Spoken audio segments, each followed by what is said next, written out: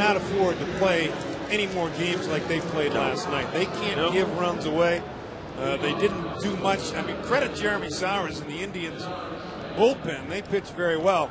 But the Twins have got to get some offensive production, and they better play better defensively if they're going to make any kind of a run here at the end.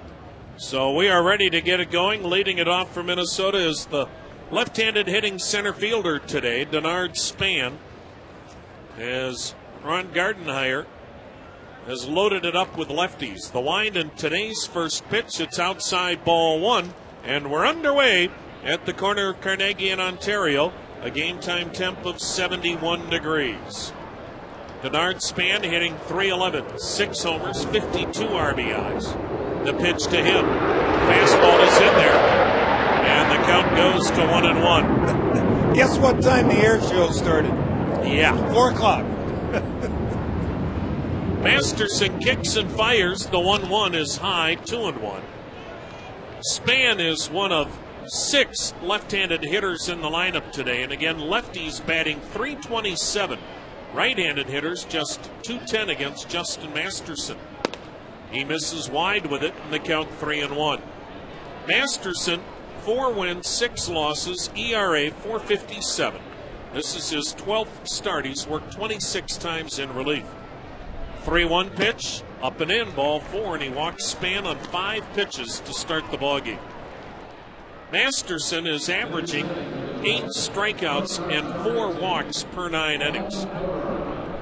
Now he'll face the right-handed hitting Orlando Cabrera, who is batting .276, 5 homers, 55 RBIs. So Span, the top base stealer for the Twins with 20. And look for him to run here at some point, because base stealers have had their way against Justin Masterson. 13 steals allowed by Masterson, only 4 runners have been caught. Span, pretty good lead. The pitch. Cabrera taking all the way. He was giving Span a chance right there to run. And it's a fastball for strike 1. Jamie Carroll in left, Michael Brantley in center, Matt Laporta in right, Andy Marte at first, Luis Valbuena at second. As Drupal Cabrera at short, Johnny Peralta at third, and Wyatt Torregas the catcher. The 0-1, bunted back foul. 2 strikes on Cabrera, who was not looking to sacrifice, but was looking to bunt for a hit. No, and he wasn't happy with himself either, Tom, because he got a good pitch to do it on, a fastball, middle of the plate in, and he bunted it foul, and now he's in the hole 0-2. Cabrera, who came from the Oakland A's, he awaits the 2-strike pitch. Here it comes. A swing and a miss. Good fastball from Masterson, and he strikes out Cabrera for out number 1. Breeze has now picked up, blowing straight in from right field. Here is the DH today. He's the Twins' normal starting catcher, Joe Mauer, still leading the league in hitting at .366, 26 homers, 80 RBIs.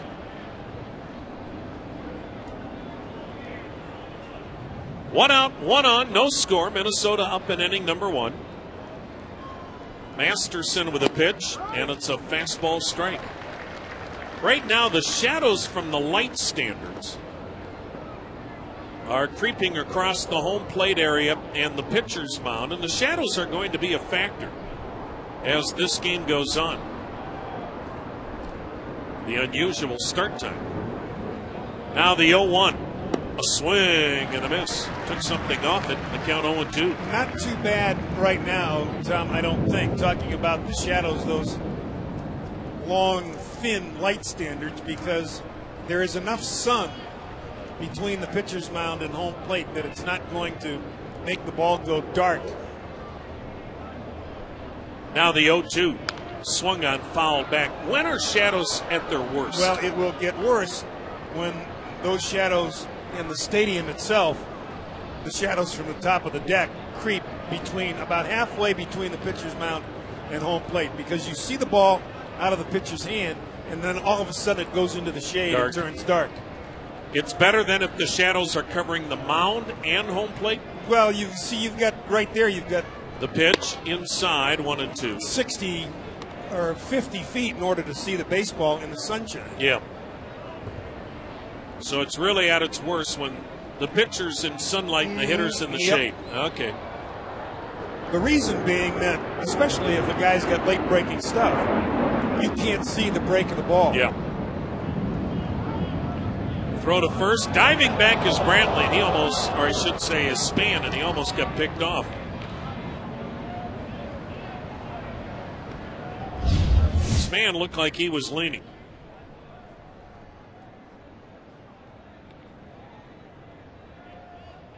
I'll tell you, that was very close. We got a couple of looks on replay there.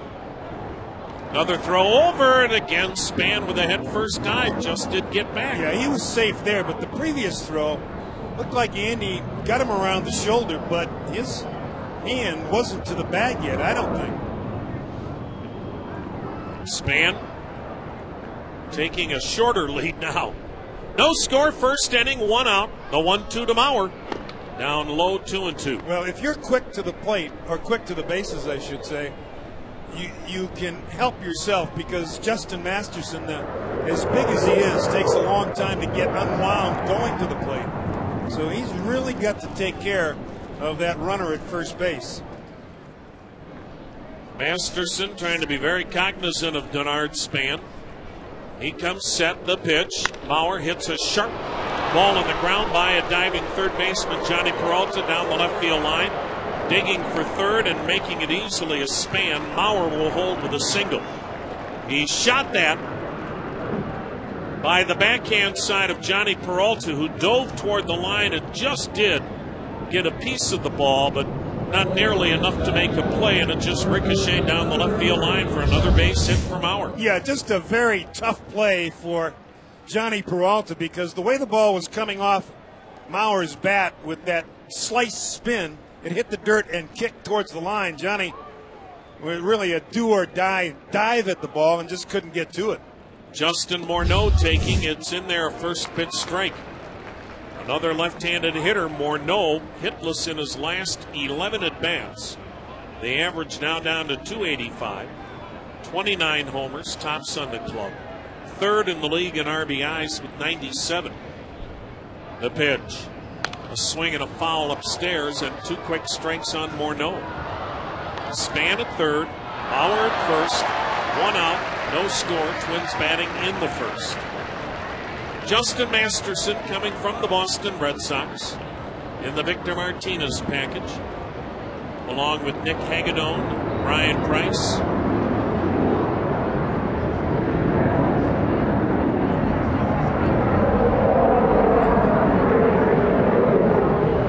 Morneau backs away with the Jets flying overhead.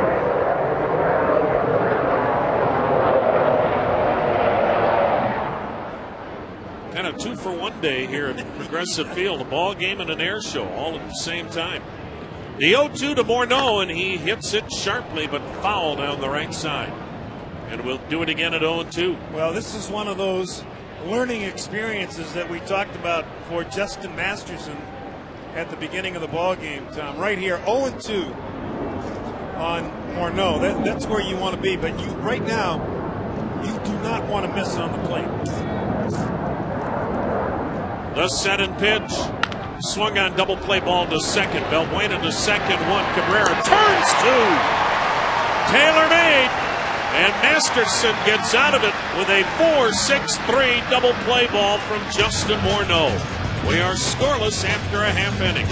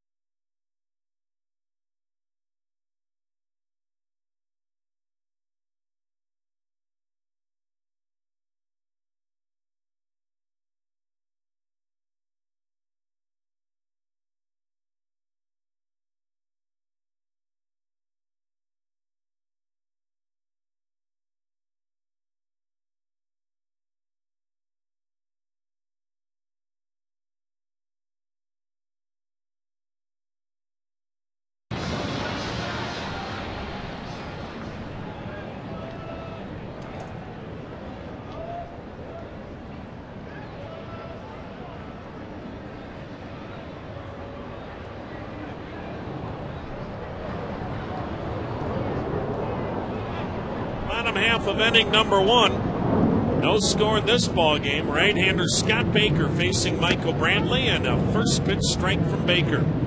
The 27-year-old righty, 6'4", 220 pounds. Baker, fastball, curve, slider, changeup. Delivers to Brantley, and it's strike 2 to the outside corner. Baker is 3-0 against the Indians this year and has given up 2 runs in 23 innings against the Tribe. A wind and pitch. Off speed, missing outside.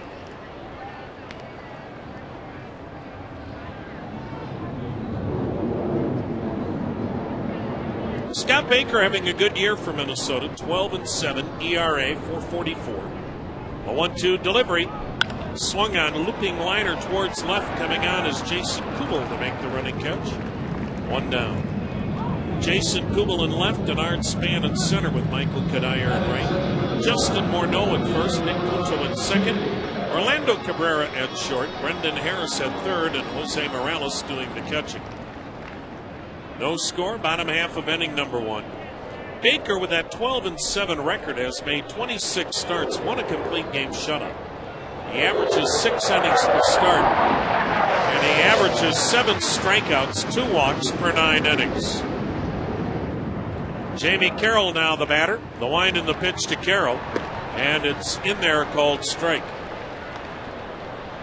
Carroll batting .295, couple of homers, 22 RBIs. He's in left field today. Cheney looking at a breaking ball for strike 2. Shin-Soo Choo missing last night and today's game back in Phoenix with his wife, where they welcomed a new baby boy into the Choo household in Phoenix today. That pitch swung on, a weak tapper to the mound. Baker lobs to first and retires Jamie Carroll, 2 down. So congratulations to Shin-Soo Choo and his wife, a baby boy today. 8 pounds, 3 ounces. And Choo should be back here tomorrow. There he is. Yeah, but he may not get to the ground until he gets to Detroit. Man. I'm always amazed how low these jets are allowed to fly over the ballpark. 2 down, no score, as Drupal Cabrera batting left-handed. He takes high and wide, a curveball for ball 1. Well, they obviously know what they're doing. I hope. That pitch is outside too, though.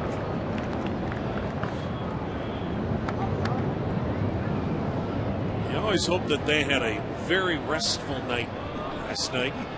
Here's the 2-0 pitch. Cabrera taking ball. No, it's a called strike. Rick Reed going with that delayed call. 2-1 the count. Cabrera batting .385 against the Twins this year. The windup and the pitch. And it's high. 3 balls and a strike.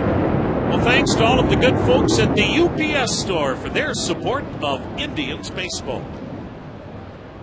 Season ends 4 weeks from tomorrow.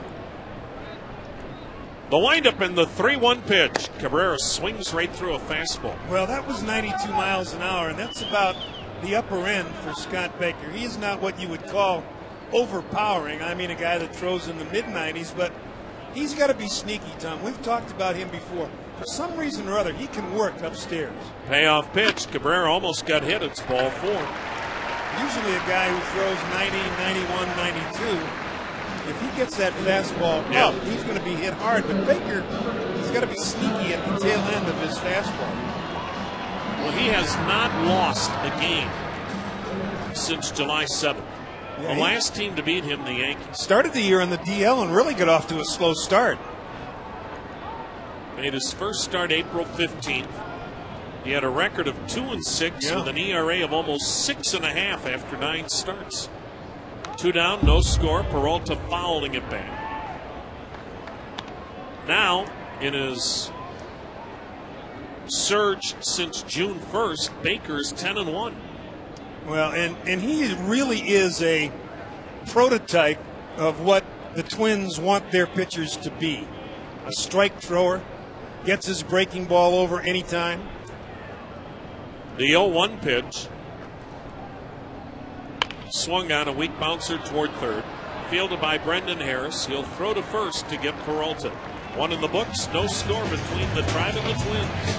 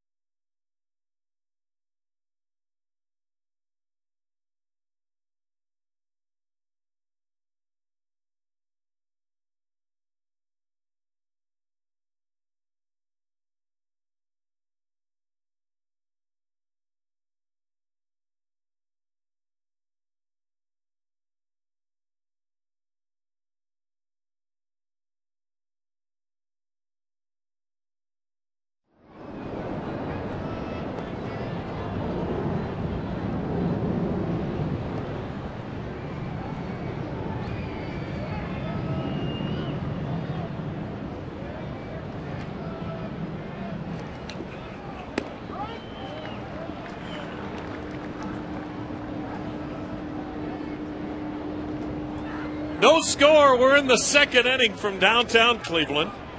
Jason Kubel, the left fielder today, takes, and it's a called strike over the inside corner. Nothing into the count. Jason Kubel hitting .378 against the Indians with 6 homers and 15 RBIs this year. The 0-2 down in the dirt, 1-2. This, by the way, is the 14th meeting. The Indians now lead the series 7-6. Boy, this crowd's really roaring today, as you can hear. The 1-2 pitch outside and low, 2-2. They're going to be hoarse tomorrow. Mike, how tough is that for the players? Well, you know what? If the ground doesn't shake, it's not too bad. But I mean, when they come by close here, the booth is shaking. Now the 2-2. Kubel hits it back up the middle, a base hit into center field. I'm beating a dead horse here, and I don't mean to. I mean, Morneau did hit into a double play, but the other 3 left-handed hitters have 2 singles and a walk. Yeah, and he's just going to have to figure out a way,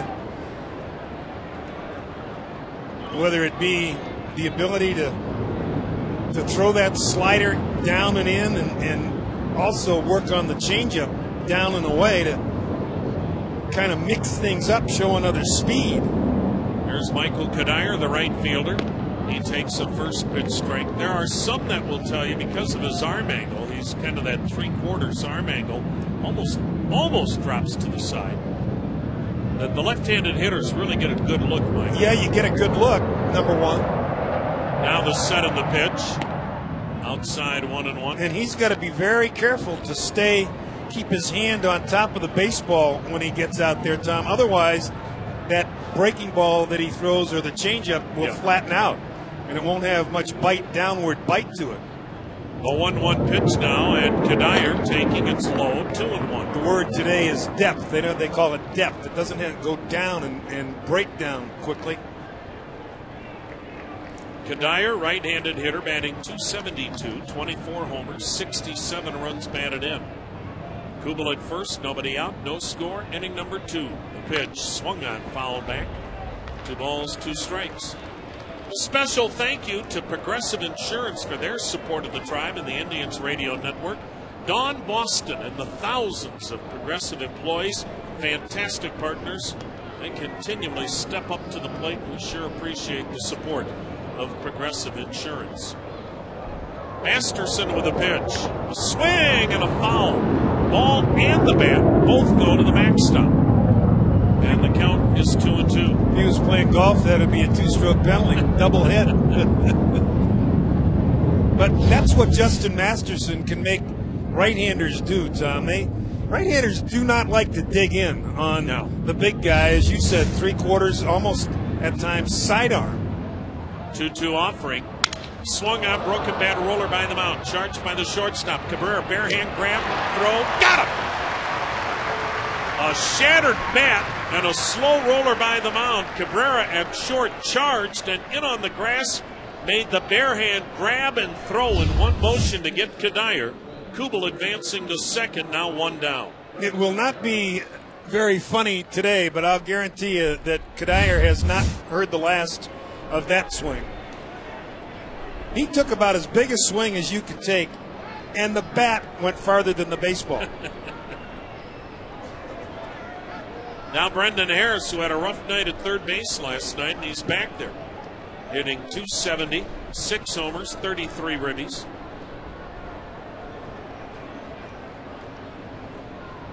Masterson will look back and the pitch. And it's in there, called strike. Well, this Twins ball club has pretty much put themselves now in, gosh, I guess I hate to say it with 4 weeks to go, but these are becoming must-wins. Well, you can't let yourself get too far behind, Tom, out of the circle, if you will, before you play the Tigers. Yeah, yep. Masterson will look back. He deals. A check swing. It looked like he went around. No. And the count 1-1. What did we say last night? They've got seven left with Detroit. Yep. When you face the Tigers, you want to be inside that 7-game spread. Yep. They're 6 back now. Last year, the Twins and White Sox finished tied at a 1-game playoff in Chicago. The White Sox won it 1-0 to go to the playoffs. That pitch tapped foul at the plate by Harris, and the count stays 1-2. Well, at this time of the year, you're running out of games, and if you are outside that spread, that makes you have to sweep. You've got to win all 7, really. Now Minnesota gets their shot at Detroit September 18, 19, and 20. And then the final week of the season, they play 4 times in Detroit. That pitch down and away, and a nice lunge to his right by Torregas. And they count 2-2. Right now in the 9th inning, the Yankees lead Toronto 5-4. Chicago leads Boston 3-0. They're in the 2nd inning. Now the set by Masterson, the pitch. Just missed outside, full count. Texas has a 3-1 lead on Baltimore, and they're only in the 1st inning. In the American League, Boston's wild card lead is down to 2 games over Texas. Here's the payoff. A swing and a foul and back of the plate. Harris stays alive at 3-2.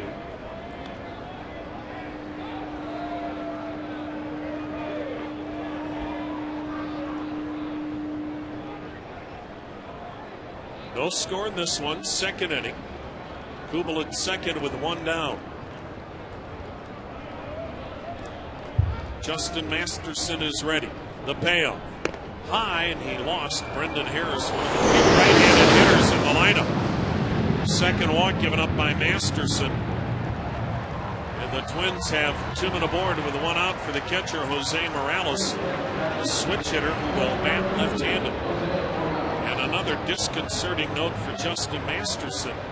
With 1 out in the 2nd inning, the pitch count's at 36. Yep. And Morales is 6 for 8 against Indians pitching this year. backup catcher, along with Mike Redmond. Morales chops one up the middle. Near second, Cabrera gloves, steps on the bag, throws to first. Second inning in a row that Masterson gets an inning-ending double play. This one goes 6-3. No score, middle of the second.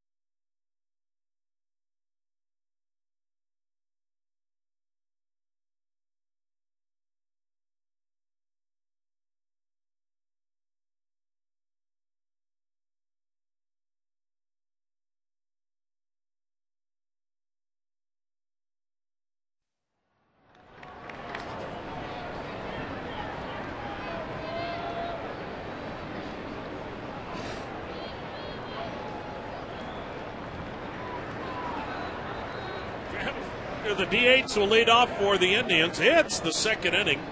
Home half of it, no score. Right-hander Scott Baker deals, and Hafner hits a ground ball to the second baseman. Punto backhands it, throws over, one down.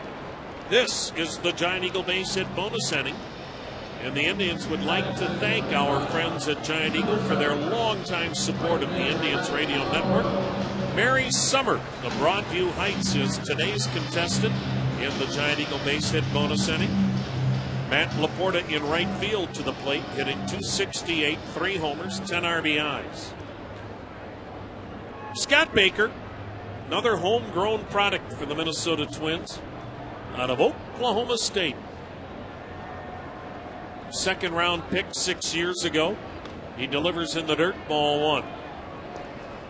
2 years ago, he took a perfect game into the 9th inning against Kansas City before a walk and a Mike Sweeney single with 1 out in the 9th, broke it up. The 1-0, down low, 2-0. Finished that game with a one-hitter, but boy, you take a perfect game into the 9th inning. That's pretty impressive. Baker works first base side of the rubber. The right-hander kicks and fires, and it's swung on, fouled over the screen. 2 balls and a strike on Laporta. Tomorrow the series wraps up. David Huff against Nick Blackburn. Well, and Tom, that was not just an aberration. This is a guy who, you look at his strikeout to walk ratio, he struck out 131 batters this year. He's only walked 31. Unbelievable. Less than 2 a game. Boy, and that's a trend with Minnesota young pitching. That pitch low, 3-1. Mike, they command the fastball. They all seem to have the ability to throw a changeup. They do a great job in their farm system with that. It's almost like they said, you know what? We're going to clone Brad Radke. Mm-hmm. Now the wind and the 3-1 pitch. Swung on, foul back, full count. Granted, they had Johan Santana, Francisco Liriano before he got hurt. But their right-handers are all pretty similar. They're all very similar, and even when you get Neshek gives you a different look, and Matt Guerrero is pretty conventional, but they are strike throwers. Yep. Well, Minnesota is 10th in the league in pitching, but they've walked the fewest batters in the American League. Check swing, did Laporta chase? It was down and away. He went around his first base up, Sam Holbrook. Yep, he tried to hold up but couldn't do it. First strikeout for Baker. 2 down here in the second. No score for the second baseman, Luis Valbuena. Hitting .239, 8 homers, 24 RBIs.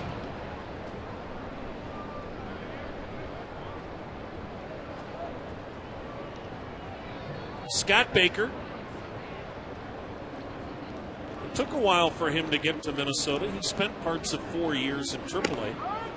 He delivers to the outside edge a strike. Rick Reed looks like a very favorable pitcher's umpire today. The 0-1 pitch. Breaking ball, pop back foul. It's 0-2.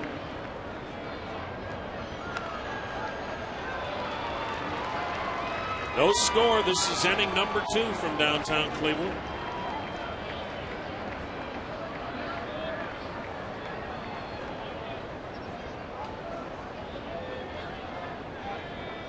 Now the windup and the 0-2. High, a fastball, 1-2.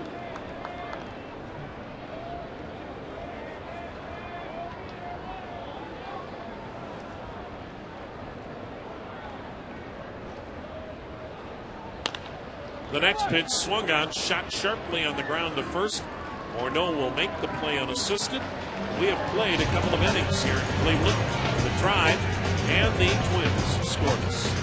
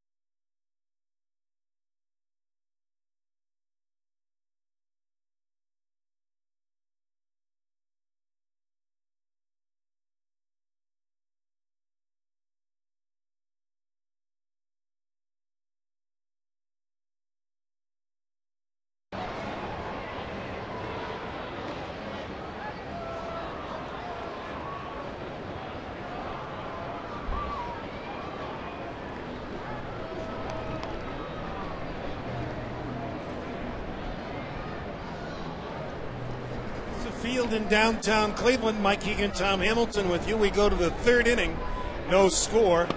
Justin Masterson deals low and inside, ball 1 to Nick Punto. Looked like he was trying to butt his way on. Took it, and it's 1 ball and no strikes on the switch hitting Twins second baseman.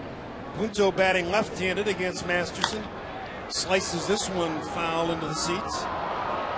He is really having a tough year, hitting just .215 with a home run and 29 runs batted in. He has pretty much played all over the infield. A strike called. Good breaking pitch over the outside corner. 1 ball, 2 strikes.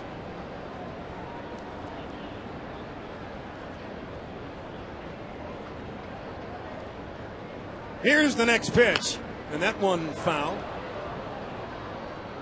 Punto then back to the top of the order. Denard Span, Orlando Cabrera here against Justin Masterson for the Twins in the third inning. Outfield shaded toward left. Punto backs away from an inside pitch. It's 2-2 and not very deep. Carroll really playing shallow in left. And Matt Laporta well off the line in right field. Here's the 2-2 delivery again. Tried to go inside but missed. And the count is full, 3-2. Masterson has walked a pair. He has struck out one. And he has allowed 2 base hits. But as Tom said in the last inning, that pitch count beginning to build up. The next offering, again fouled back by Punto. He stays alive. 44 pitches now for Justin Masterson through 2+ innings.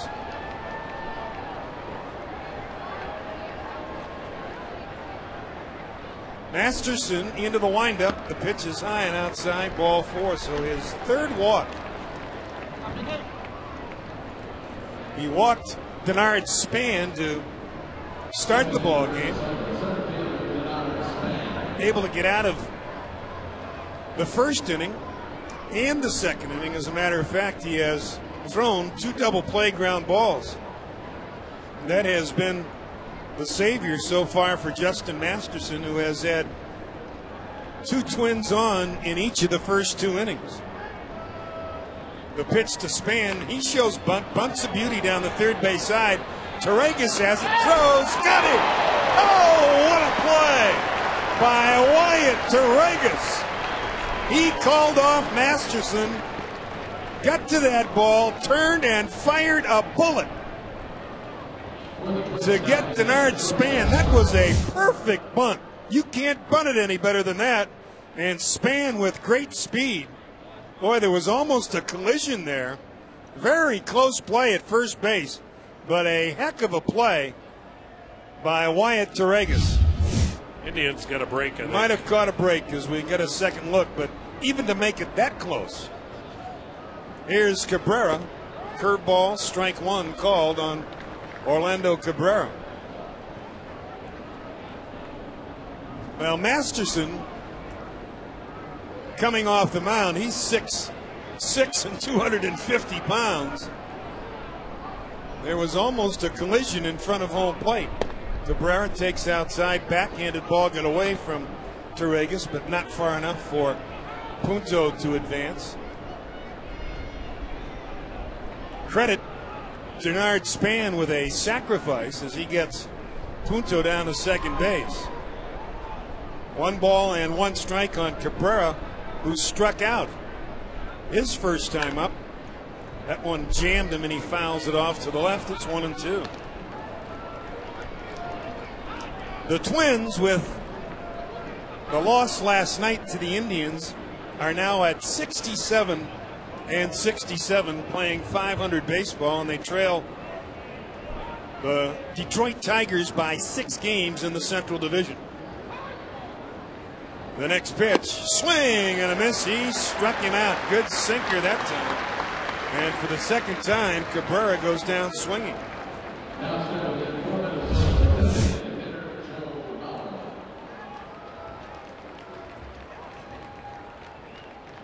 So Masterson has struck out a pair. He has walked 3, and here comes the dangerous Joe Mauer to the plate. Mauer singled his first trip to the plate. Joe Mauer, the DH today, batting in the 3rd spot. A strike called over the outside corner. Mauer now hitting at .367 with the base hit to the opposite field in the first inning.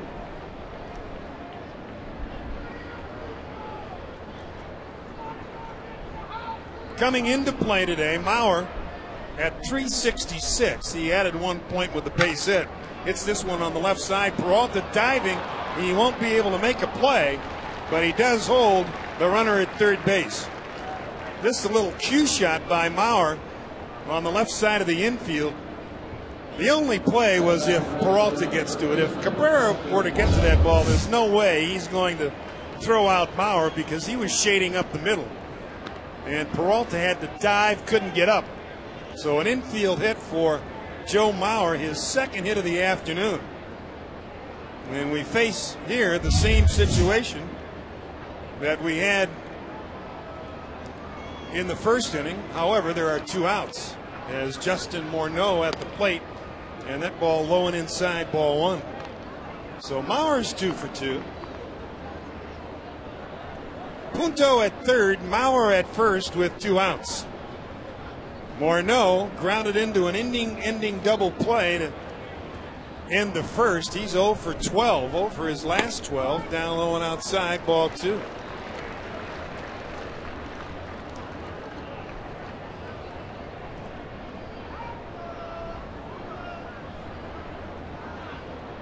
Went 0 for 3 last night, 0 for 1 today.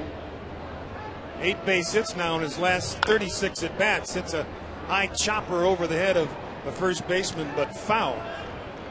And it's 1-2.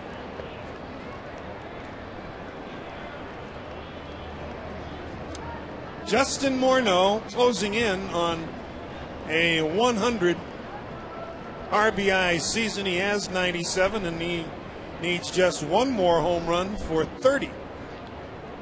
The pitch is fouled back a little late on that one. He fouled it back to the screen.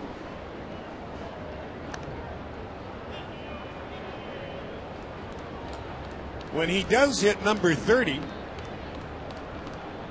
he will have 3 30 home run seasons for the Twins. Only Harmon Killebrew has more as a Twin. Harmon hit the Hall of Famer 8 times, 30 home runs. 1-2, popped him up into shallow center field. Back goes Cabrera as Drubel has the call, has the play, and once again, somehow Justin Masterson works out of it. The Twins leave a pair. There's no score.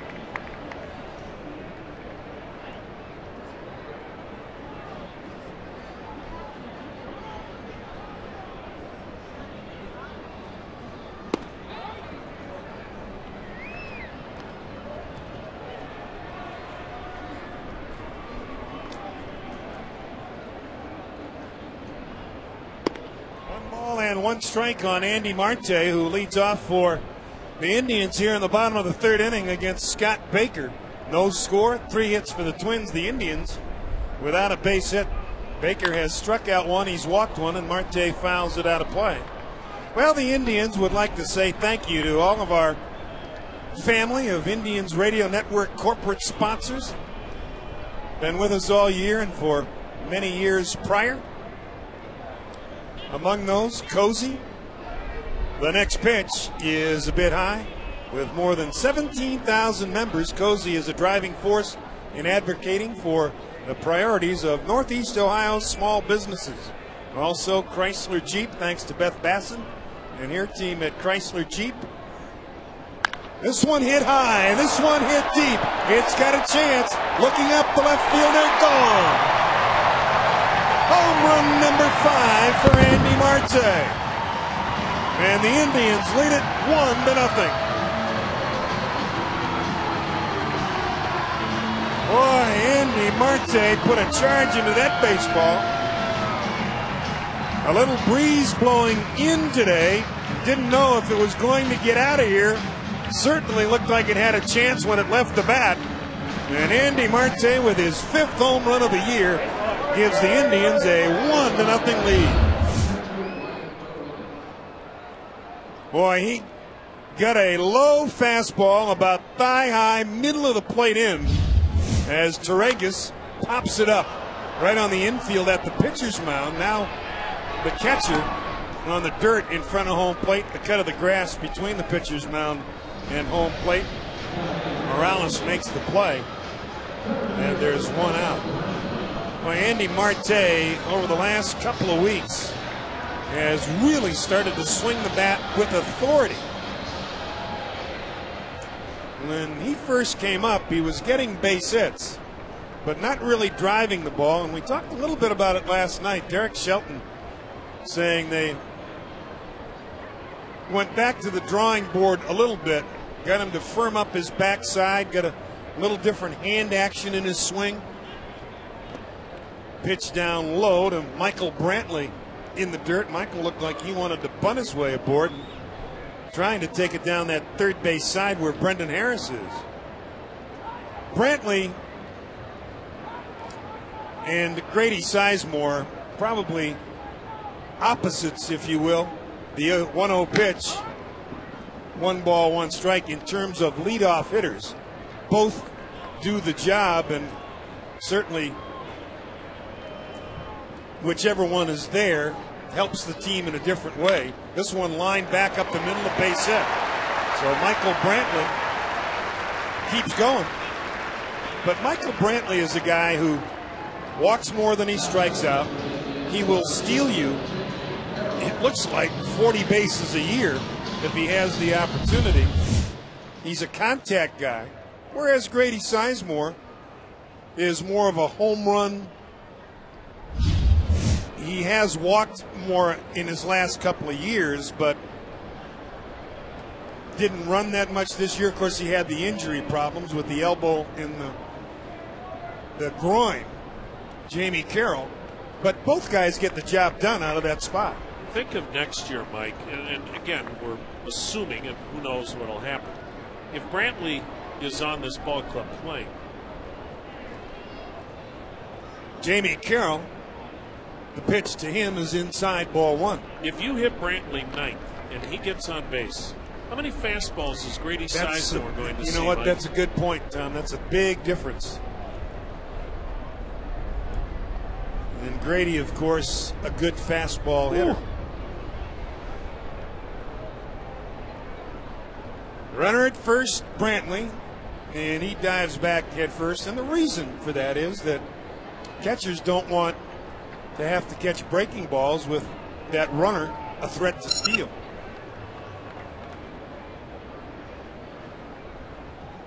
Jamie Carroll 0 for 1. He walked his first time up, but he's hit well, hitting over 400 in his last 5 ball games. Again, the throw over, and again, Brantley back.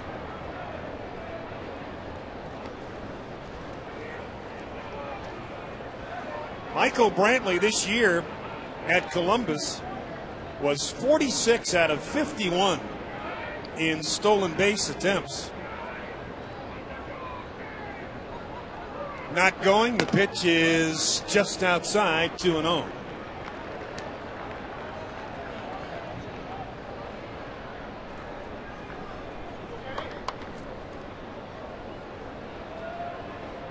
One nothing Indians. We're in the bottom of the 3rd inning. Andy Marte has put the Tribe up by 1. The pitch. There's a strike. It's 2 balls and a strike. Michael Brantley, not counting this year, but just looking at his bio in the media guide. Had 103 stolen bases, was caught only 29 times in the 4 seasons that he played before this year, so a much better percentage even this year. And the thing that you really like, in 383 games, over almost 1,400 at-bats, he struck out only 142 times,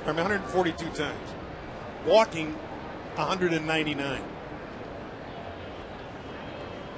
The 2-1, there he goes. This one lined to center field, over towards the left center field is Span, who gets it, and Brantley will have to go back to the bag. Carroll hit it well, but Span able to get there, make the catch, and there are 2 down. Let's pause for station identification. You're listening to the Cleveland Indians Radio Network.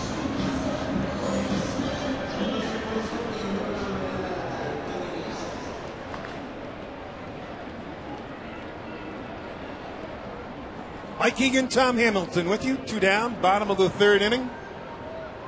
Michael Brantley at first, as Asdrubal Cabrera at the plate. As Asdrubal walked in the 1st inning. Backs away from an inside fastball. It's 1-0. Well, we'd also like to say thank you to another Radio Network corporate sponsor, Subway. Thanks to your Northeast Ohio Subway restaurants. 1-0 pitch, down low, 2-0. It looked like Brantley wanted to run there, and Baker just hesitated a split second long. Brantley didn't get the jump, so he stopped. Well, and the Indians do most of their running with 2 men out. Yep. Left-handed hitter at the plate, being held by Morneau, is Brantley at first. The 2-0 pitch, inside again, 3 balls and no strikes. So Baker, who ordinarily has pretty good command, has fallen behind here, 3-0. But we've seen teams now, Tom, really trying to bust Asdrubal Cabrera hard inside with the fastball and then down and in at the knees.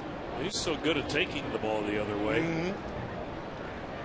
See what he has here, 3-0. A green light? He did, and he took a strike. And 3-0 was Robbie Alomar's favorite count to run on, because he always felt like the pitcher and catcher were so locked into throwing a strike, they kind of forgot about the guy at first base. Well, let's see if Michael Brantley's going here. 3-1. Not going. This one fouled out of play. Well, I'll guarantee you he's going here. That we can guarantee, folks. 3 balls, 2 strikes, 2 outs. You better run. And I'll tell you what, if Asdrubal Cabrera can find a gap with Brantley's speed, he may be able to score all the way from first base. The first baseman, Morneau, is now behind Brantley.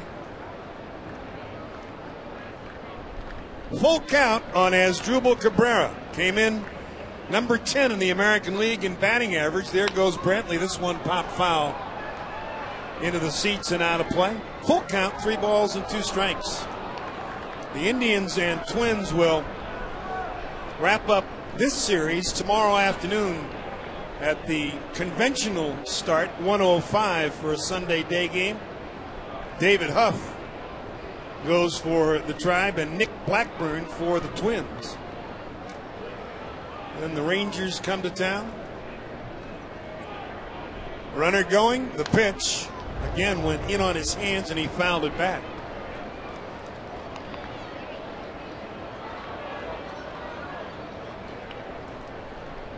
Asdrubal Cabrera really has had a solid year for the Indians, and not only offensively but defensively as well. But he has a career high 56 runs batted in. Baker set. The 3-2 pitch down low and inside. He missed ball 4. He walks Cabrera for the second time, and that will bring Johnny Peralta to the plate. Boy, Asdrubal Cabrera really battled there. And the pitch that he took was a borderline pitch. It was very close with 2 strikes. Tough to lay off.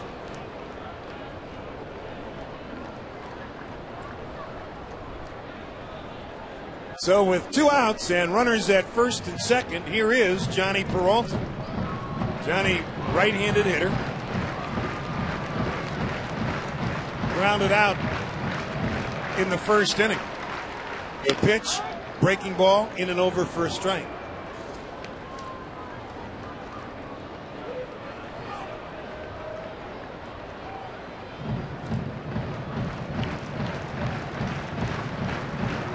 Johnny Peralta, a good night at the plate last night, 2 for 4 with a pair of runs batted in.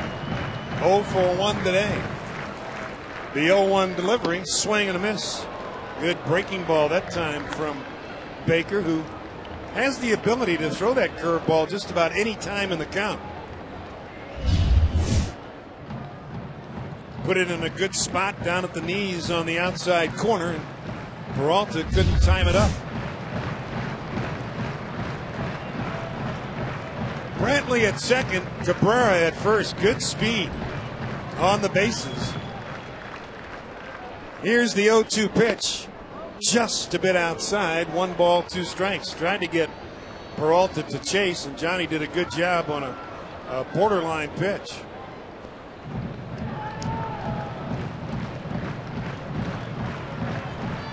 "71 degrees here at game time. We hope you're enjoying your holiday weekend wherever you may be. Perfect day for baseball or whatever outdoor activity here in Cleveland. The next pitch hit on the ground to third. Harris has it. He will go to first and gets to first. Peralta retired 5-3 to end the inning, but Andy Marte has put the Indians on top. It's 1-0.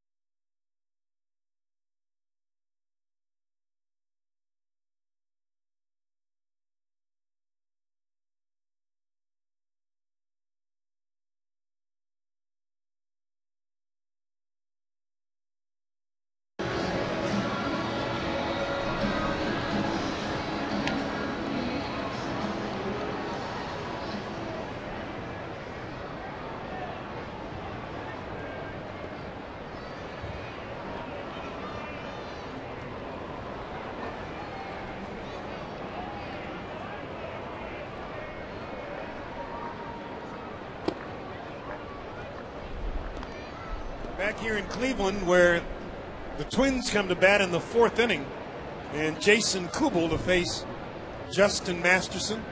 A 1-0 pitch is low and outside, 2-0 to the Twins left fielder Jason Kubel, who has terrorized Indians pitching this year to the tune of 6 home runs and 15 runs batted in 12 games, and hitting a cool .380. That pitch outside, 3-0. Kubel, Kadire, and Harris here in the fourth inning. Masterson into the windup, taking all the way. It's a strike at the knees. Well, our friends at Giant Eagle are giving you and your family economic relief through a new free antibiotics program. Commonly prescribed antibiotics. Next pitch outside, ball 4. Second, make that fourth walk given up by Justin Masterson, and he has walked the leadoff batter in 3 of the 4 innings. That's not a good sign. But talking about the Giant Eagle program, commonly prescribed antibiotics, including amoxicillin, will now be free at all Giant Eagle pharmacies just in time for the back-to-school season. Visit your local Giant Eagle pharmacy for more information. A strike call to Michael Kadire. So Masterson has walked 4. He has struck out 2 and allowed 3 base hits. The Twins have had 2 base runners on in each of the first 2 innings as Masterson misses low and outside there. And it's 1-1. Michael Kadire 0 for his last 10. But as we have seen the Twins this year, Kadire pops it up to the pitcher's mound. Coming on is Peralta, now the second baseman on that side of the mound. Valbuena makes the call, and there's 1 out. The middle of this Twins batting order has some pop in it. They added Orlando Cabrera, and when he came over, he was hot in the midst of what ended up to be a 22-game hitting streak. But from there, you've got Mauer, Morneau, Kubel, and Kadire. And all 4 of those guys have 20-plus home runs, and Mauer has 80 RBIs, and Morneau has 97. So that is a tough path through that foursome. Outside to Brendan Harris, who walked his first time up.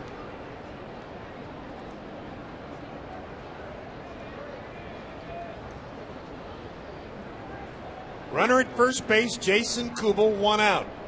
Indians 1 and the Twins nothing.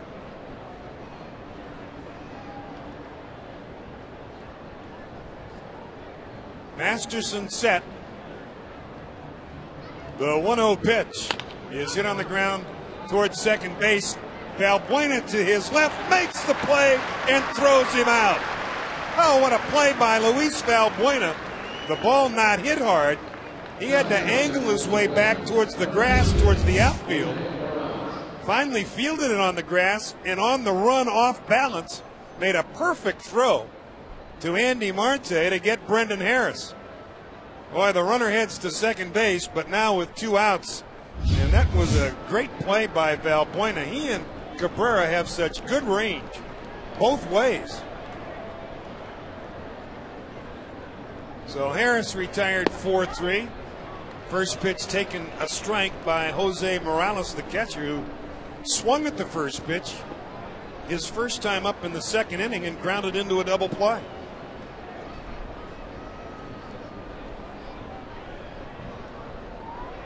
Runner at second base. This one lined off the glove of Masterson.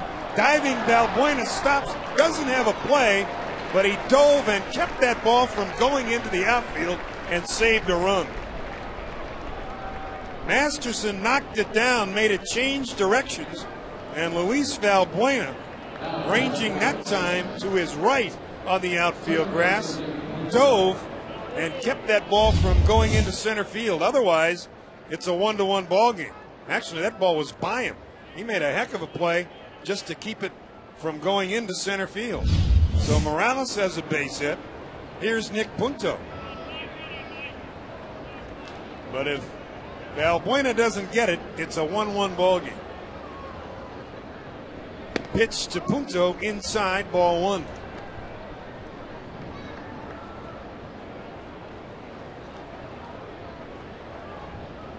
Justin Masterson has already thrown 70 pitches through 3 2/3 innings. First and third, 2 outs. Punto takes the strike.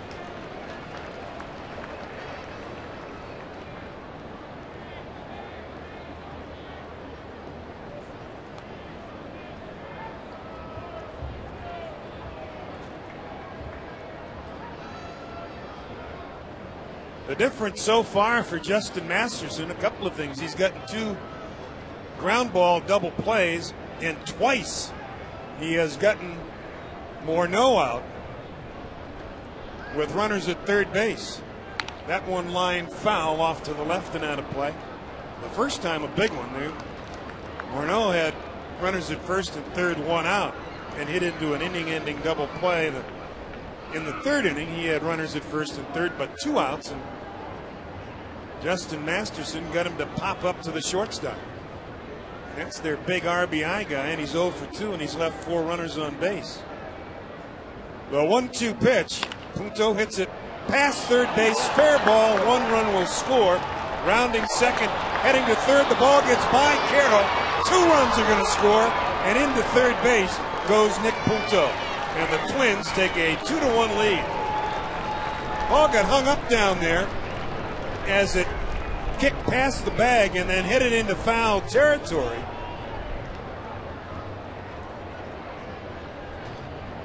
Jamie Carroll, the ball got by him, and when that happened, Morales scored all the way from first base. Peralta was off the line a bit, and Jamie Carroll went down to get the ball. It's going to be a double and charge Jamie Carroll with an error. Pitch inside to Denard Span.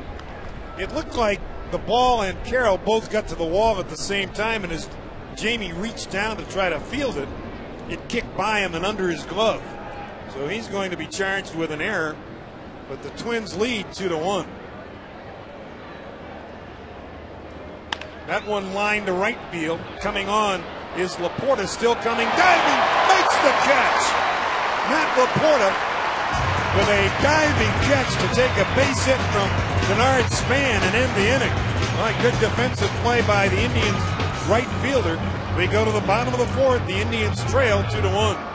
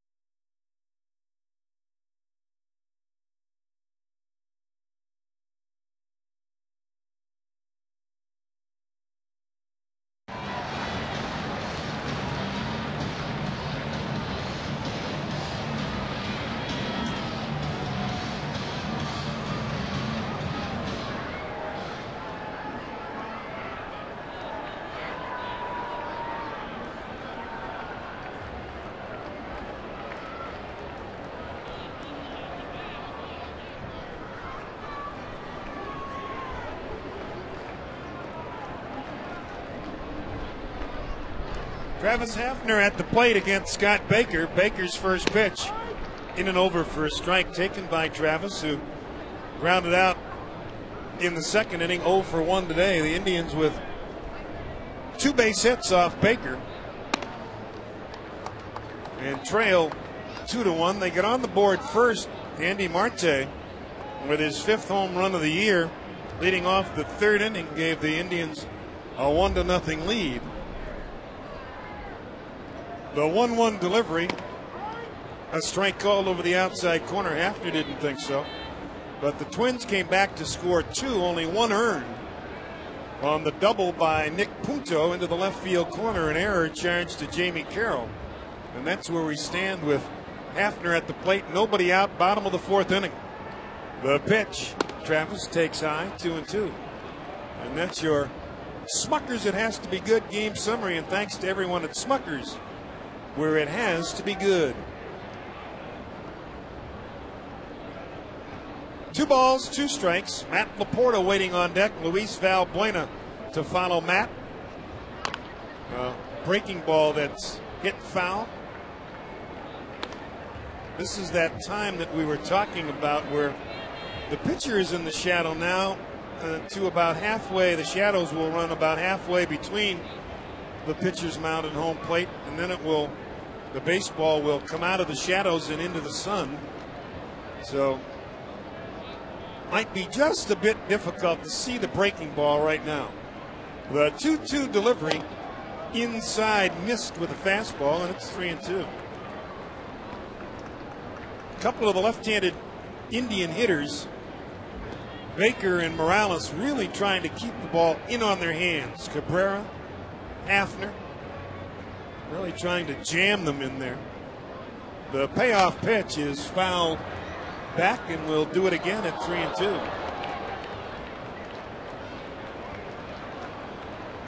Travis with 14 home runs,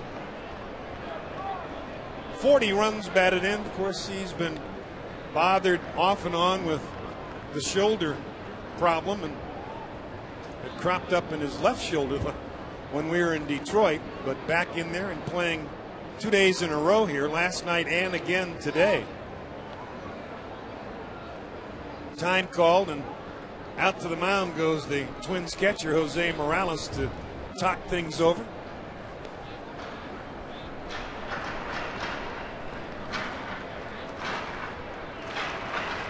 Yankees and Jays have already wound up their play today. The Yankees winning 6-4. Andy Pettitte picked up the win. White Sox lead the Red Sox 3-0 in the 6th inning in Chicago. We're ready to go, 3-2. Travis swings and misses. He got him on a fastball. Second strikeout for Baker, 1 out here in the 4th inning. Well, once again, the Indians received great support from our radio network partners, and I'd like to say thanks to all the partners for their commitment to Indians baseball, among them Cleats Wings, the official chicken wing of the Indians. Sherwin-Williams, a Cleveland-based company and a proud partner for the Indians for over 15 years, and of course, Medical Mutual of Ohio. Swing and a miss by Matt Laporta. Thanks to Jared Cheney and all the great folks at Medical Mutual, the official health insurer of the Cleveland Indians. And a big sponsor of the Indians golf outing. The next offering again swung on, but this time fouled in and out of the glove of the catcher. Matt Laporta struck out his first time up. 0-2 on Matt. 2-1 Twins, bottom of the 4th inning.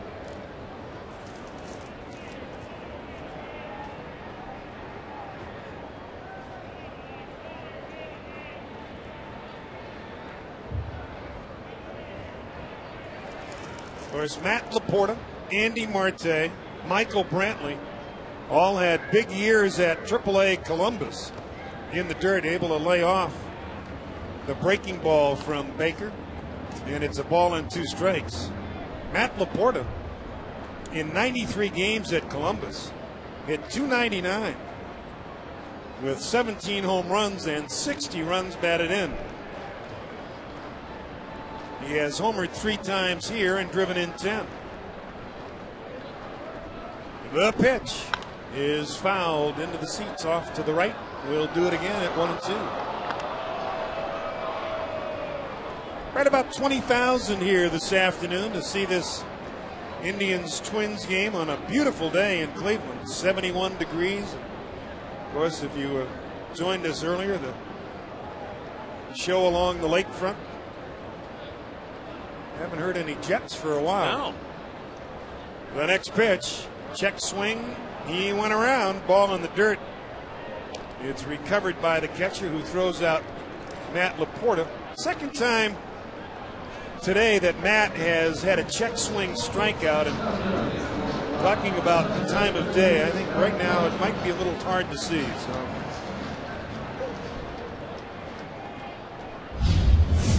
Scott Baker has struck out a pair here in the fourth inning. He has 3 strikeouts. He has walked 2. Both of the 2 walks to Asdrubal Cabrera. Outside to Valbuena. Luis Valbuena.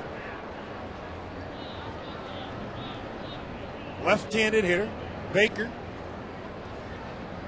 winds and delivers, and this one is fouled off to the left and out of play. 1 ball, 1 strike.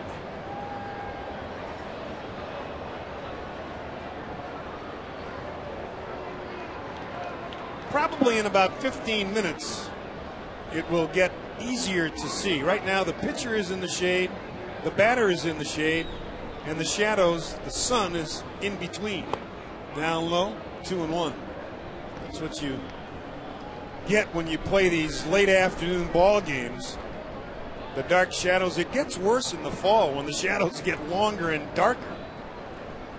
The 2-1 delivery is popped up into shallow center. On comes Span, out goes Cabrera. The shortstop makes the call, makes the play, and the Indians go in order here in the fourth. We have played 4 at Progressive Field with the Twins leading 2-1.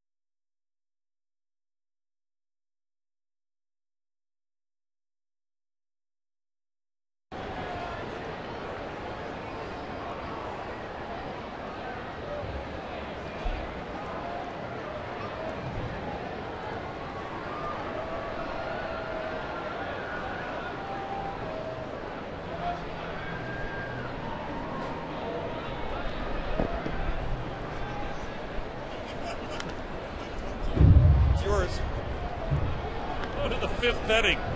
It's a 2-1 Twins lead. Justin Masterson with a strike to the shortstop, Orlando Cabrera. Right-hander against right-hander. Cabrera has struck out twice. Now the wind and the pitch. And it's outside, and it's a ball and a strike. Why did I ask you this last night? I forgot, Mike. Orlando Cabrera is rare. Right-handed hitting shortstop. As Masterson winds the 1-1. A swing and a chopper toward third foul. 1-2.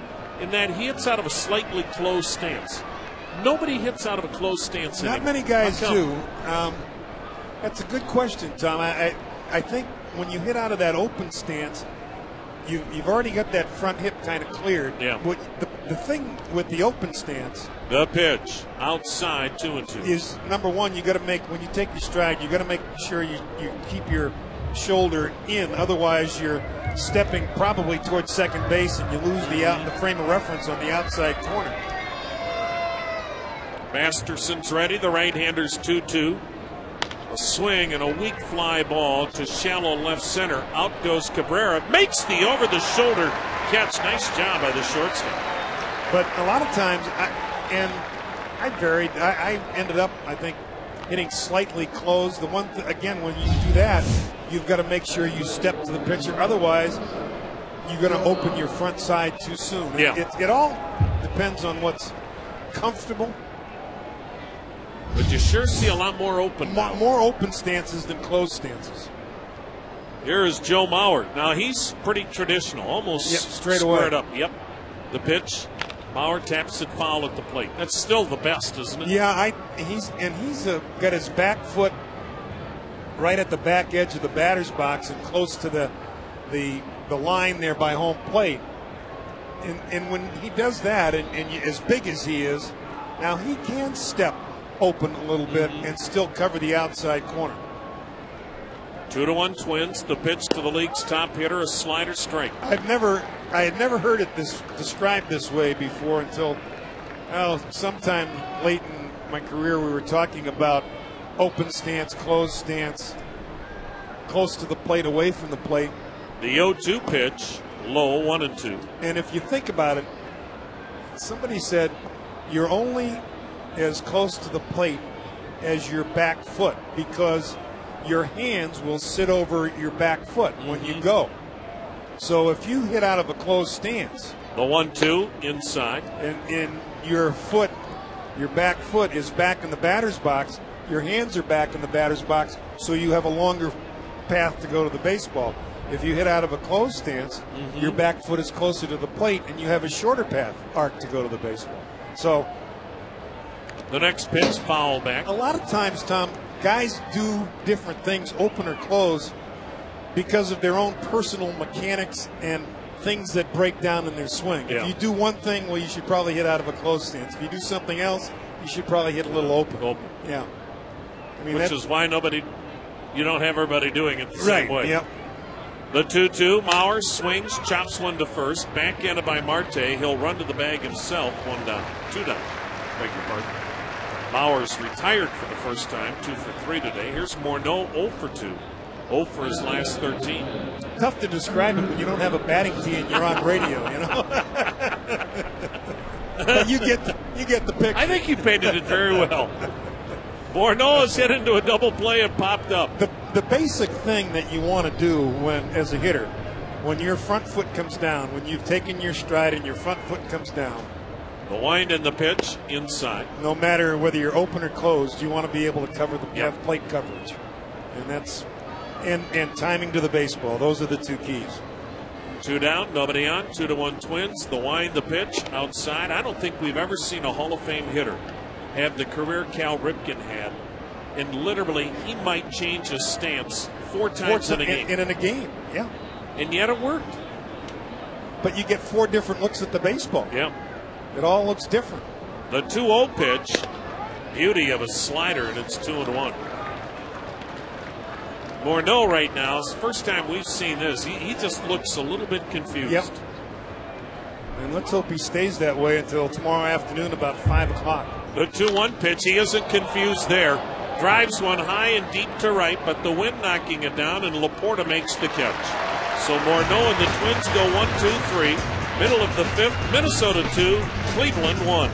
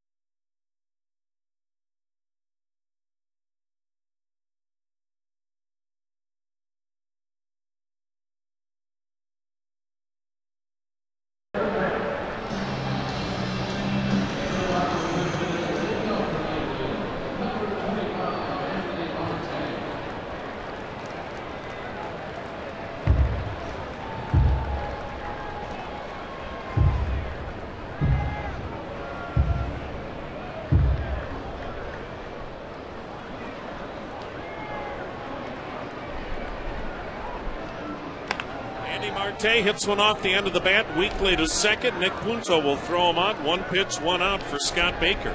Marte's homer to left, his 5th. In the 3rd inning, the Indians' only offense, Baker with a 2-hitter today.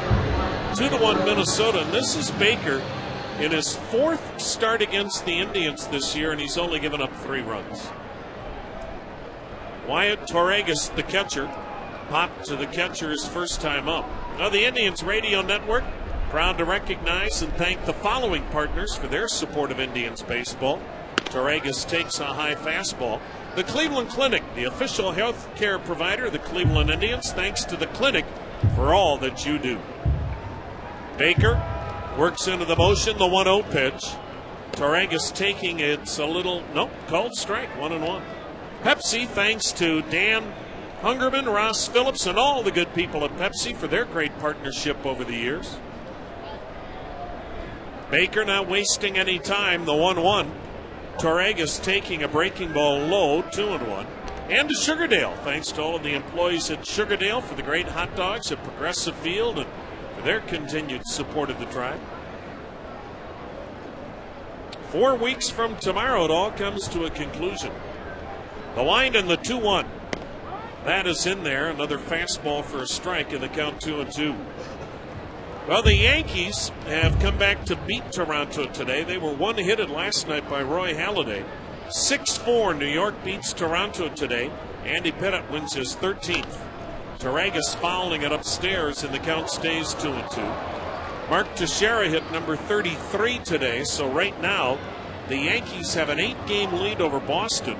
The Red Sox have been held to 1 hit today, and they trail the Chicago White Sox 3-0 in the 6th inning.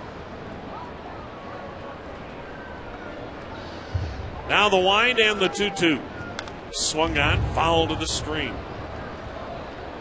Texas and Baltimore in the 4th inning, deadlocked at 4 apiece.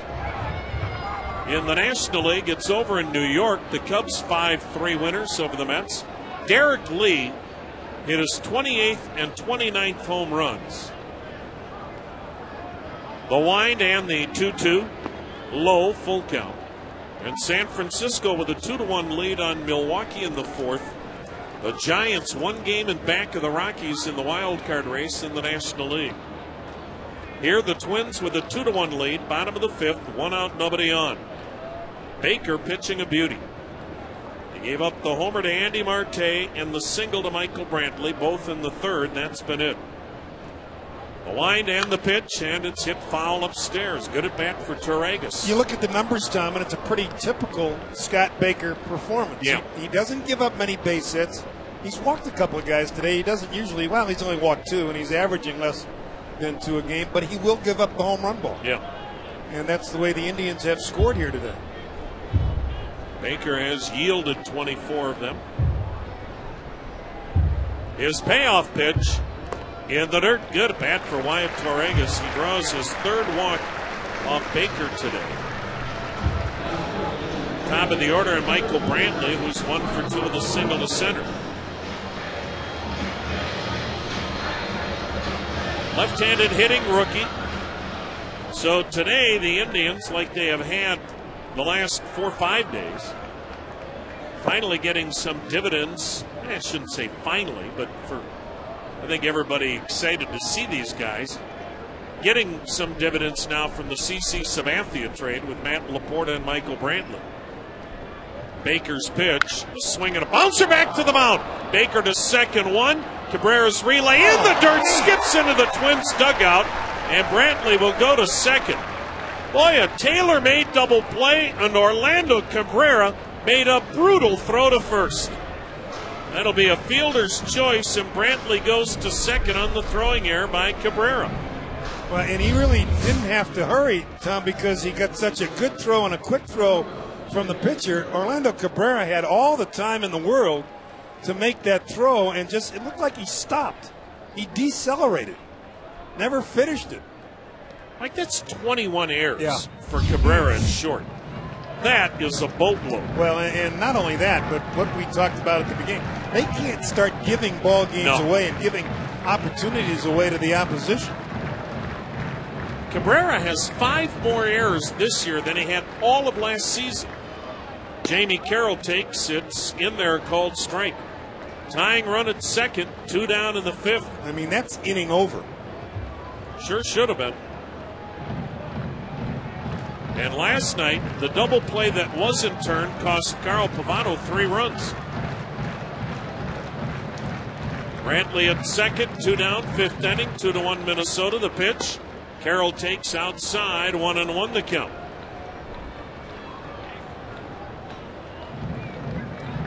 Minnesota has fallen back to the 500 mark. They are 6 games in back of Detroit.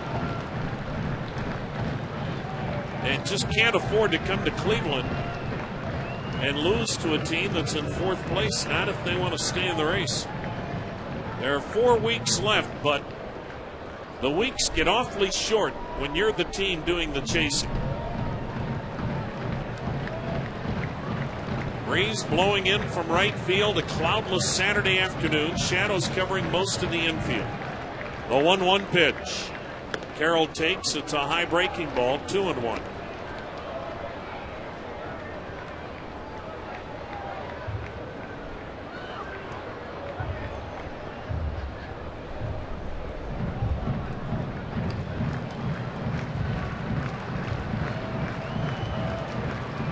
Scott Baker at 82 pitches here in the 5th inning. He delivers. And Carroll taking a bit high, 3-1 to count. So not only should the inning be over, but now Baker piling up more pitches. Yeah, that's the key right there.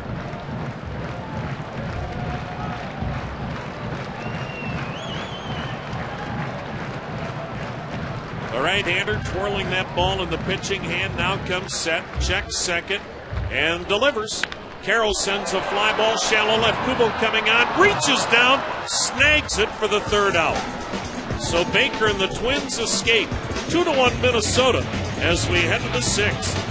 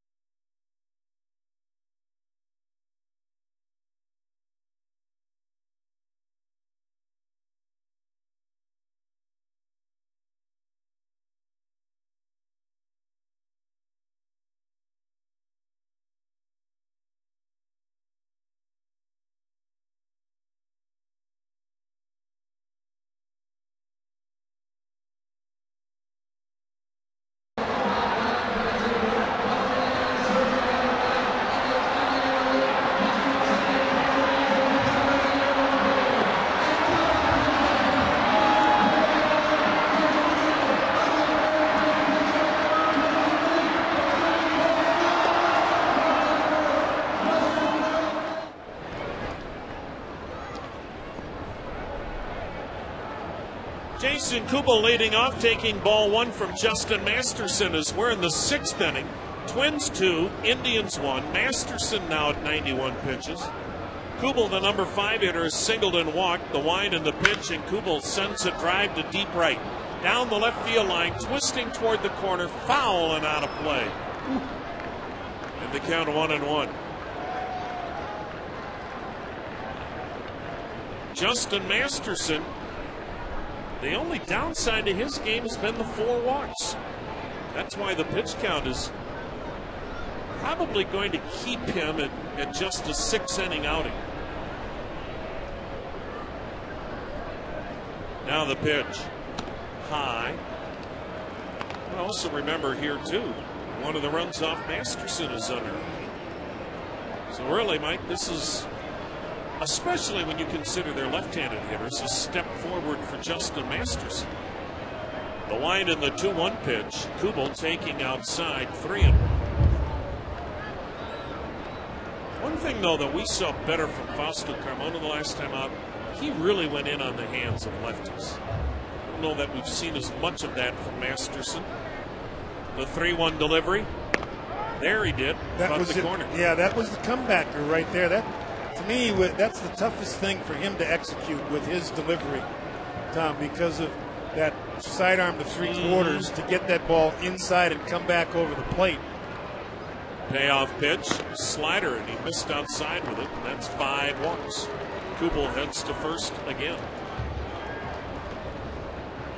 Well, the good news for Justin Masterson, he has walked 5, but never more than 1 in an inning. Well, and he's walked 4 to lead off an inning.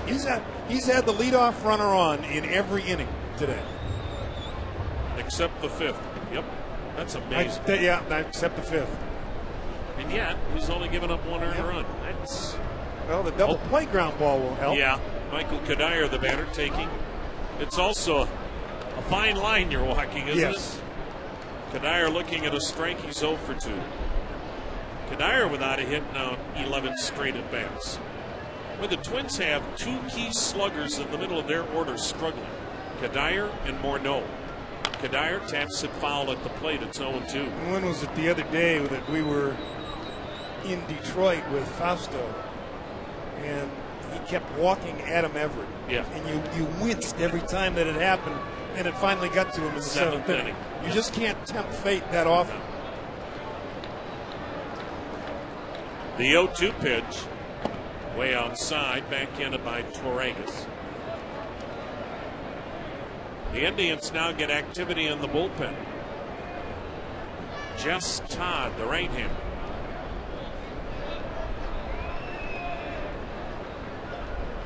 Masterson sets, hands chest high, lets it fly, and way outside. Backhanded again by Torregas, full count. Beg your pardon, 2 balls and 2 strikes.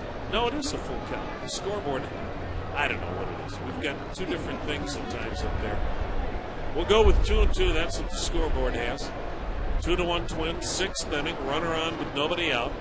Masterson sets, Masterson delivers. Kadire swings, fouling it at the plate. Well, the Indians want to say a special thanks to the following partners on the radio network. Labatt's. Good things are always brewing with Labatt's and at Progressive Field. By Fifth Third Bank, thanks for your support of Indians baseball. And by Continental Airlines, the official airline of the Cleveland Indians. Thanks to all of the Continental Airline employees based right here in Cleveland. Now the 2-2. Swung on and a pop-up behind the plate. Torregas near the screen, has room, and the Indians catcher puts it away as Kadire fouls out for out number 1. Now Brendan Harris will walk and a ground out.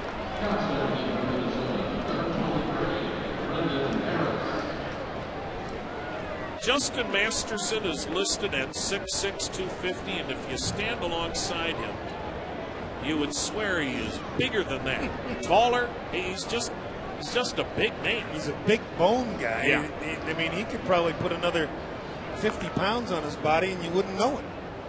If you're in the NFL, he'd be an offensive tackle in the making. The set and the pitch now to Brendan Harris, and it's a slider. He turned away, and it's in there straight. 2 runs, 5 hits for Minnesota. 1 run, 2 hits for the Indians. 6th inning from downtown Cleveland. Twins do not do much running. Masterson would love a double play ball here to get out of it. He deals. Harris takes another slider and another strike call. 0-2. David Huff and Nick Blackburn, your matchup, will be with you tomorrow. First pitch at 1:05. Indians now home for a week and a half. A homestand that features the Twins and Rangers and Royals. The pitch, little bit high. 1 ball, 2 strikes. Off day next Thursday, as the Indians on Monday night will see the Texas Rangers very much in the playoff hunt, both in the West and in the wild card. Then Kansas City next weekend. Now the 1-2. And Harris swings and drives one foul down the right side. A ball and 2 strikes. Twins up 2-1, 6th inning, 1 out, 1 on. Minnesota will play in a brand new ballpark in downtown Minneapolis, open air stadium next season. And bring your Woolies. Ooh, and how will they respond to losing the best home field advantage in the American League? The pitch hit right back up the middle. Masterson to second one. Valbuena relay. Got him. Double play. Third turn by the Indians to end the inning. 1-4-3 on the Twin killer. It's a 2-1 Minnesota lead. We go to the bottom of the 6th.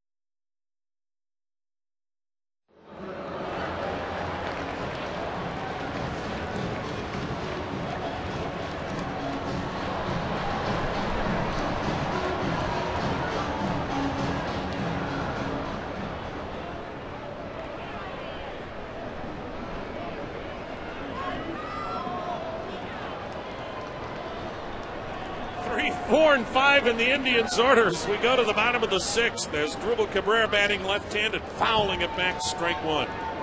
Cabrera has walked both times today. Scott Baker starts this inning now with 85 pitches, trying for his 13th win. It was 11-4 last year for Minnesota. Baker kicks, delivers. Cabrera taking a strike. It's 0-2. Well, it's never been easier to take in an Indians game at Progressive Field. Get your tickets online at StubHub.com. Now the 0-2. Way high, 1-2. Nice crowd on this Saturday afternoon. Of course, college football in full swing. Ohio State survived Navy today. The 1-2 is swung on a miss. Cabrera strikeout victim number 4. Here's Johnny Peralta 0 for 2. Been a rough day here with the Indians. Curtis Danberg, Andy Faust. Just now barely speaking. Dan from Strongsville. Curtis from Mentor. Big win for Mentor last night over Strongsville. The wind, the pitch. Peralta sends one high in the air to right. This will slice foul and out of play. Tough to let those high school days go, isn't you know? Tell you what, I thought Curtis looked very cute in his mentor Letterman's jacket.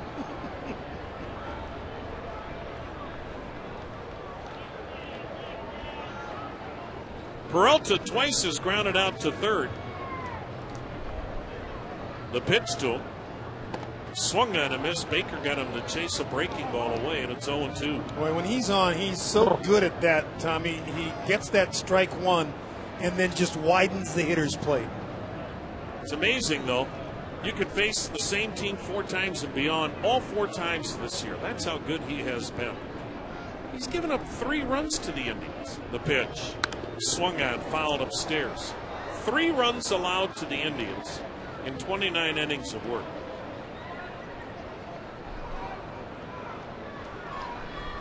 Well, after a shaky start coming off the DL, I mean, this guy hasn't lost since July 7th, and he hasn't lost twice since May 29th. That's something. The 0-2, and it's swung on, a smash by a diving Harris at third, down the left field line and into the corner.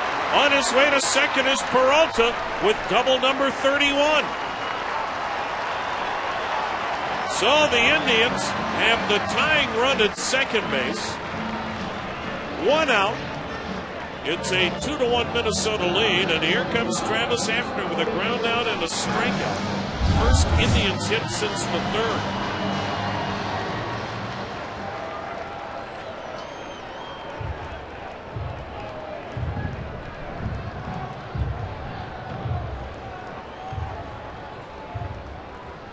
Out to the mound is the catcher, Jose Morales.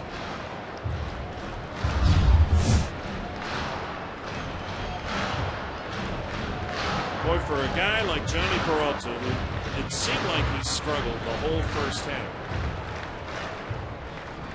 he has really put up some solid numbers again. Well, that's why it's tough early to get down on somebody who has been around now and established that track record. We talked about him way back in July, Tom, even before the All-Star break. The pitch now from Baker to Hafner. Low. He's been around long enough and established that track record. Yeah, something may be off, and this year his home run numbers are going to be off because he didn't. What, he had 2 home runs in the first half? Yeah. You can't hit that many to catch up. But he's going to approach his RBI numbers. His batting average is over 270. You've got the 31 doubles. Yeah. Now the 1-0 pitch to Hafner. Inside, almost hit him on the back thigh. 2-0. It's just looking like Johnny Peralta had 42 doubles last year. 27 in 07, 28 in 06, 35 in 05. And he's at 31 now. Out to the mound now, pitching coach Rick Anderson. And this will be an interesting little discussion here. Do they put Hafner on even though he represents the go-ahead run to get to the right-handed hitting Matt Laporta? John Roush, the big right-hander acquired from Arizona, up in the Twins pen. Minnesota is playing with fire every day now when they get themselves involved in a white knuckler, because a mistake here or there costs them a game and further dims their playoff hopes. They just can't afford to stub their toe. That's why Rick Anderson's out there. It's a 2-1 ball game in the 6th inning, but it may be a do or die point for the Twins in this game. Hafner, the drive down a run, digging in, open stance, the pitch. Down low, 3-0. And this sure looks like a workaround.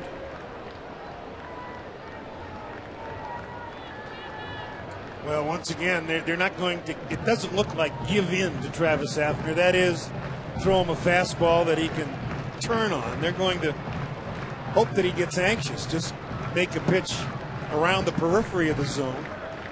3-0 pitch. Fastball. I don't know what was wrong with him, but it's called ball 4, and Hafner, He wasn't about to leave home plate. I think he thought it was a strike. Now he goes to first on the 4th walk of the game by Scott Baker. Maybe it was low. I don't know. But now you've got the tying run in Johnny Peralta at second. The go-ahead run in Travis Hafner at first. 1 out in the 6th. 2-1 Minnesota.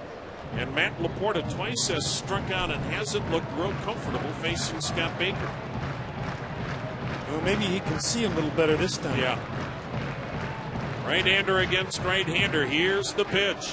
A swing and a bouncing ball headed to short. Slowly hit. Cabrera charges, gloves on the grass, throws to first, gets Laporta. Peralta to third, Hafner to second, 2 down. Now 10 seconds for an ID on the Cleveland Indians Radio Network.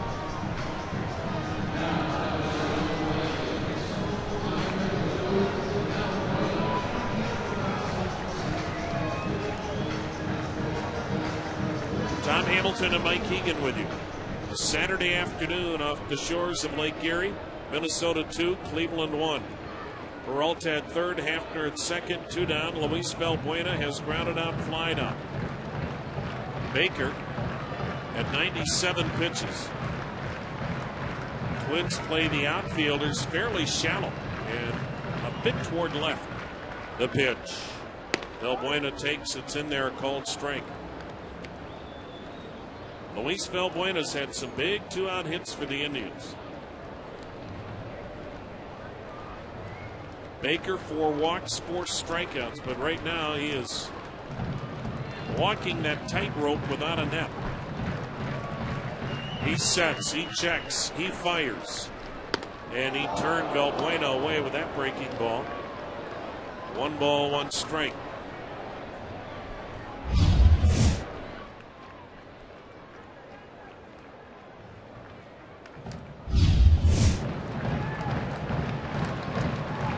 Valbuena is 1 for 10 against Scott Baker in his young career. Now the 1-1. Swinging a high pop-up. Shallow left. Cabrera actually now in the back end of the infield. And the Twins shortstop makes the catch on Valbuena. And the Indians let an opportunity get away. It's a 2-1 Minnesota lead over Cleveland. We've played 6.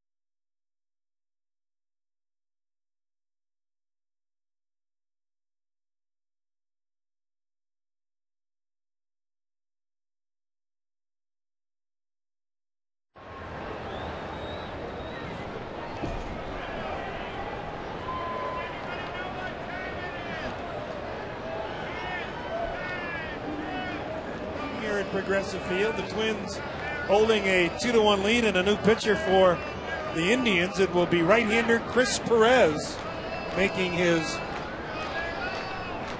22nd appearance for the Indians.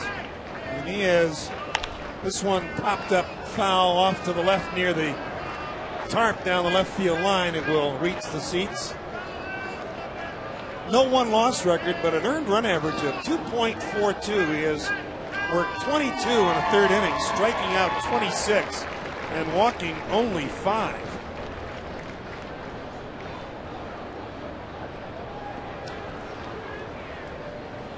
And Chris Perez has not allowed a run over his last 19 appearances, covering 20 innings pitched.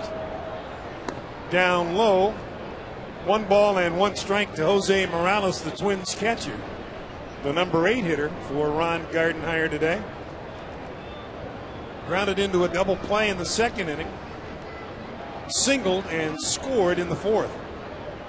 Next pitch, swing and a miss. Good sinking fastball. That's what Chris Perez throws. Fastball, hard slider. Nick Punto would be next, and then Denard Span here. 3 left-handers against Chris Perez. 1-2 the count. The Indians trailing by 1. The next pitch, curveball, wraps around the outside corner. Took something off the breaking pitch. The Twins have 2 runs on 5 hits. The Indians with a run on 3 hits.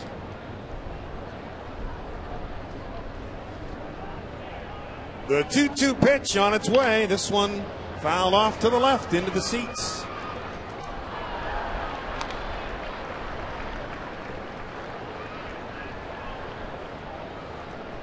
So Justin Masterson over from the Red Sox in the Victor Martinez deal. Chris Perez from the Cardinals in the Mark DeRosa trade. The Indians, as Tom was saying earlier, starting to see some of these guys come to the big league level and produce here. Chris Perez, fastball, 95, 96 miles an hour, big right-hander. 3-2 count. The pitch is fouled off to the left. Justin Masterson today went 6 innings. Allowed 2 runs, just 1 earned on 5 hits. He walked 5 and struck out a pair, and he got 3 double play ground ball outs. He had the leadoff runner on base in 5 of the 6 innings that he pitched. Again, foul back, and it's 3-2. Perez is 24 years old, 6'4", 230 pounds, out of the Bradenton, Florida area.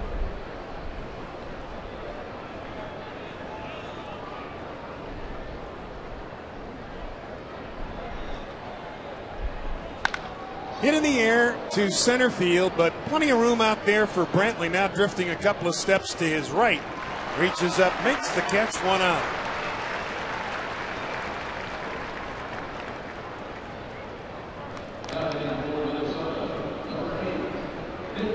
Here's Nick Punto, who has walked and doubled.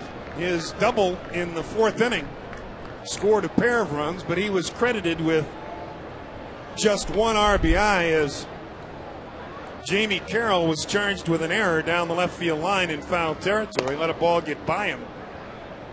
2 runs scored, and that's the difference in the ball game right now. The Indians run coming on Andy Marte's solo home run, leading off the 3rd inning.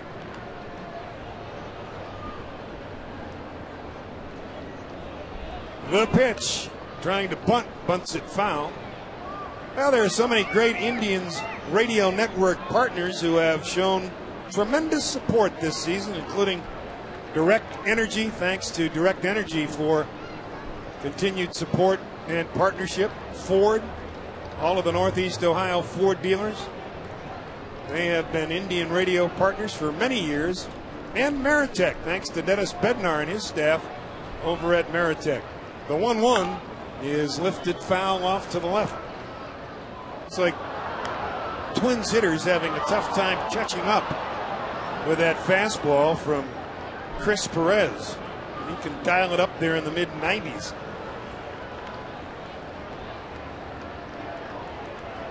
The RBI for Nick Punto, his 30th of the year. Swings and misses. 94 miles an hour on that fastball, and they're 2 down. Boy, Chris Perez, since his first appearance with the Indians, and which was one he would just as soon forget, he has been dynamite. He threw that ball right by Punto. There was no way Nick Punto was going to catch up with that fastball.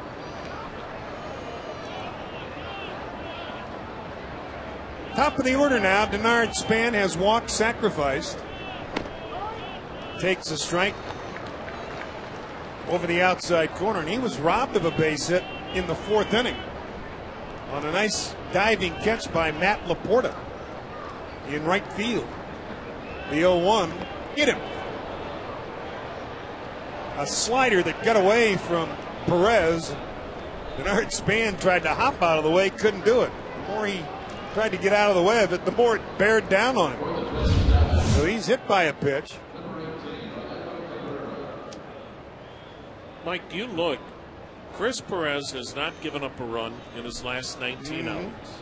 Tony Sipp has given up 1 run in his last 15 outings. Joe Smith has been scoreless in 14 of his last 16 outings. Throw to first and Span back. That's a pretty good start now. With Kerry Wood. Yeah, Kerry Woods is throwing well in the bullpen in the back end. Well, that's the one thing that Mark set out to do when he, in many respects, dismantled this ball club. One of the reasons for doing it was to get better pitching, and he's done that. A lot of these guys, the other guys are coming too. We haven't seen them yet. Yeah. Perez set. Throw to first. Back again is Span, who runs well. Well, then you look ahead to next year, Mike, and you're not trying to build a bullpen like they were this offseason. Not going. This one outside. Snap throw to first, but not able to apply the tag was Marte. He turned, and Span took the outside route back to the bag and was able to get that hand in. Well, the one thing that we have seen too, Tom, and we talked about it as these arms were being acquired, there are some power arms. Yes. Which is a big difference. When you've got guys, another throw over and again Span back, that will throw 95 miles an hour, and there are 4 or 5 guys out there in that pen right now that will do that. But Tony Sipp has taken his game to another level. Yep. The next pitch, Cabrera takes outside, 2-1. Now, as we know, Mike, too, with bullpens, you don't know from year to year, but what you like about this group is the youth. That, you haven't got guys that are maybe having that one last good year, and then you go, holy smokes, what are we going to get next year? Runner going, pitch swing and a missed throw to second, and Span steals his 21st base of the year.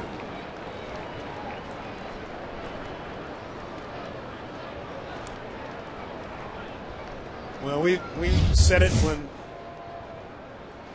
John Hart was the general manager here, and John liked power bats and power arms. And the Indians have had a tough time developing those over the last few years, so you go out and you trade for them. I think as we look ahead to next year, Mike, I don't think there's any question this ball club's biggest question mark will be starting pitching. 2-2 in the dirt. Nice stop by Torregas. Had to take a knee and slide to his right and made a good play. Now, again, you're talking about 2 big ifs. If Jake Westbrook can come back and be Jake Westbrook, and if Fausto Carmona can come back and be a guy you can count on, all of a sudden that picture changes dramatically. The 3-2 almost hit him. He had to back out of the way, went back on his heels, and backpedaled out of the batter's box. So Perez, after getting the first 2 outs fairly easily, a pop up to Morales, he struck out Punto, has hit a batter and walked a batter. And Eric Wedge is not going to waste any time with the left-handed hitting Joe Mauer, the league's leading hitter, coming to the plate. Eric is going to make a pitching change. We'll have a Northeast Ohio Toyota dealer pitching change. We'll be back.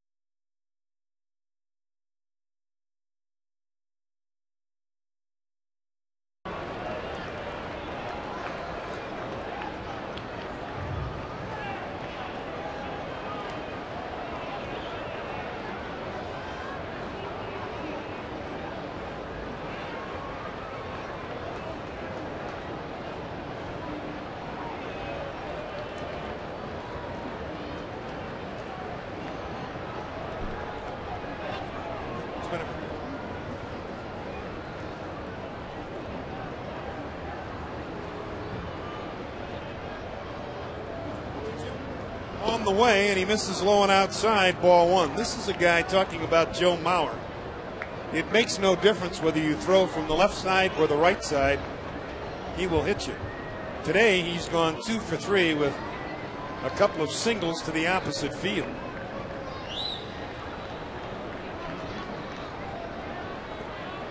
The 1-0 pitch. Mauer takes down low, 2-0. Another left-hander, Justin Morneau, waits on deck. Joe Mauer leads the league in on-base percentage as well as his batting average.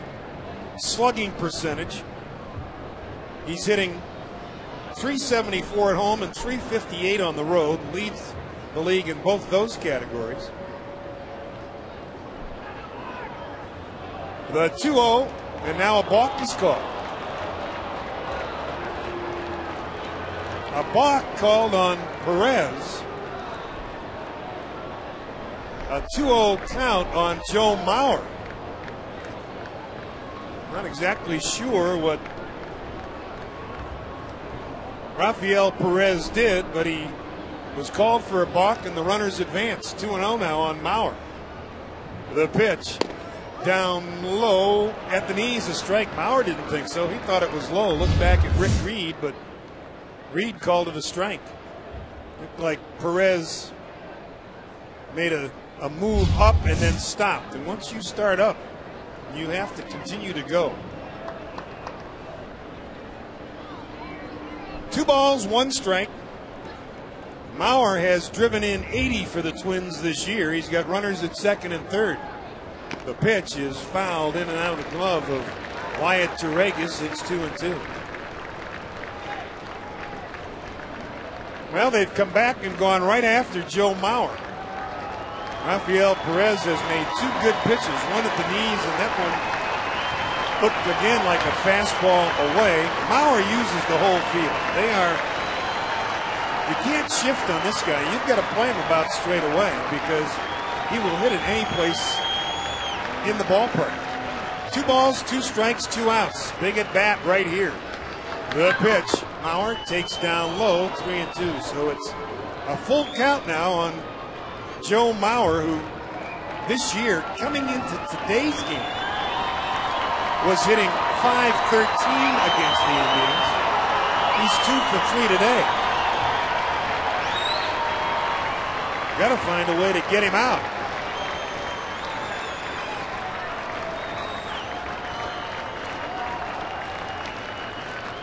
Perez looks in for the sign. He's ready.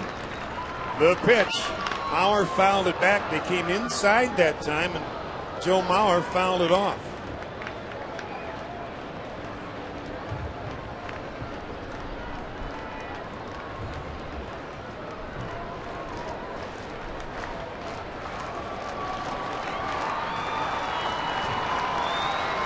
We'll do it again at 3-2. 2 outs, top of the 7th inning, 2-1 Twins.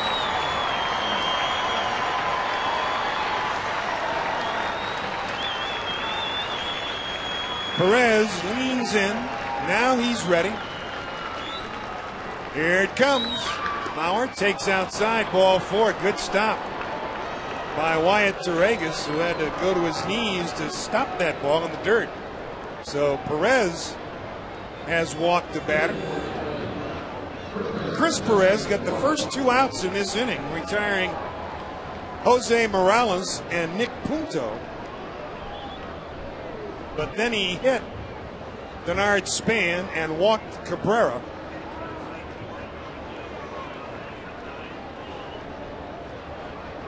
That brought in Rafael Perez, who walks Joe Mauer, and now Justin Morneau, who has had a tough day at the plate, and he's 0 for 14 in this series. That can be good and bad. The 0-0 pitch is a strike at the knees. Morneau just looks like he's in between right now, and I guess it's strange because I don't think we've ever seen him when he's not swinging the bat well. But he's 0 for 3 today. He left a pair of base runners on in the first inning, also the third inning. He has hit into a double play and popped up twice.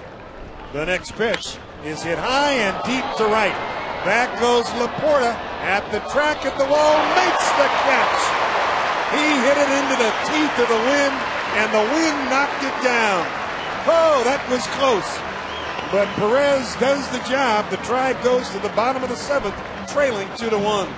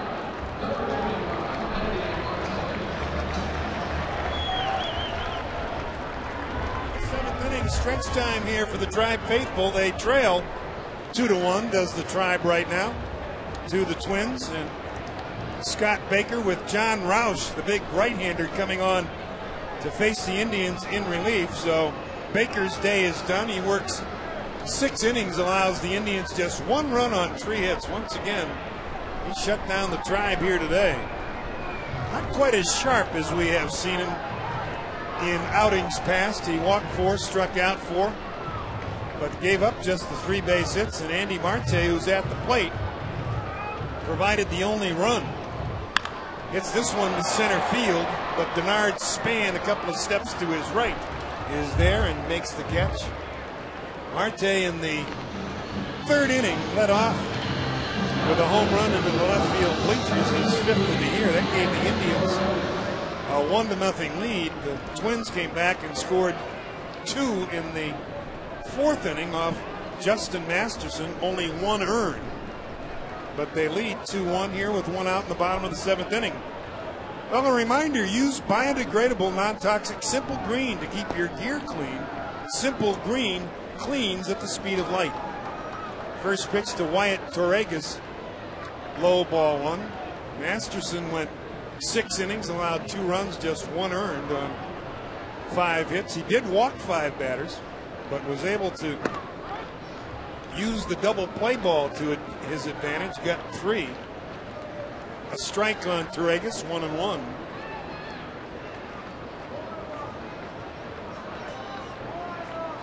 Chris Perez and Rafael Perez swing and a miss there on a slider from John Roush. Get out of the 7th inning. Chris Perez now has worked 20 2/3 scoreless innings, consecutive scoreless innings. And then Rafi came in to get Justin Morneau. This one lined past the shortstop into center field, a base hit.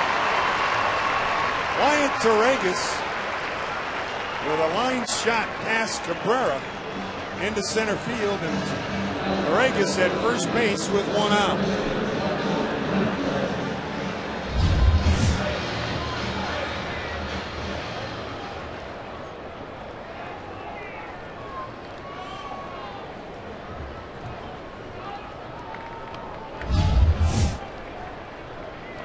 John Roush is 6'11", 291 pounds, now 30 years old, obtained by the Twins from the Arizona Diamondbacks. Michael Brantley takes a strike.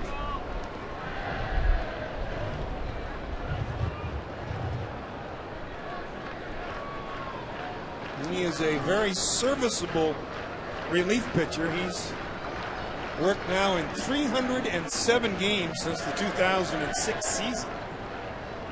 The pitch down low in the dirt, good block by Mauer to make that Morales the catcher today.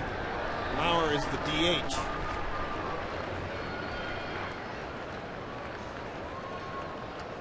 John Roush has played in the big leagues in Chicago with the White Sox, Montreal, Washington, and Arizona. Fouled off 1-2.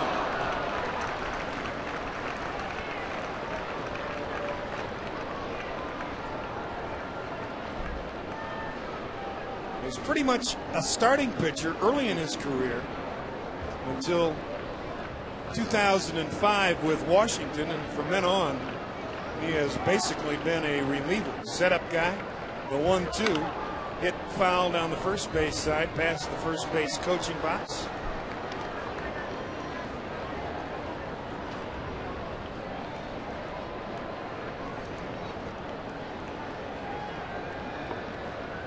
Roush out of Louisville, Kentucky. Went to Morehead State down there in Kentucky.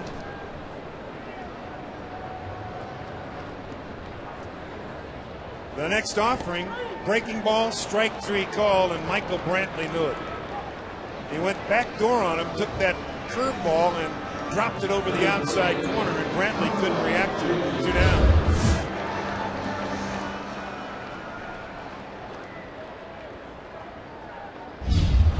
First strikeout for Roush. 2 down here in the 7th inning, and Jamie Carroll comes to the plate. Carroll knows this guy from the National League. That's in there, a strike call.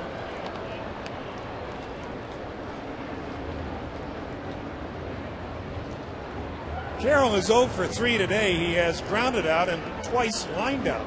He's hit the ball hard, but nothing to show for it. That one in the dirt, and another nice stop by the catcher, Jose Morales. 2 down, bottom of the 7th inning on a beautiful Saturday afternoon on a holiday weekend here in downtown Cleveland. We had some of the air show overhead early in the ball game going on the lakefront this weekend, again tomorrow.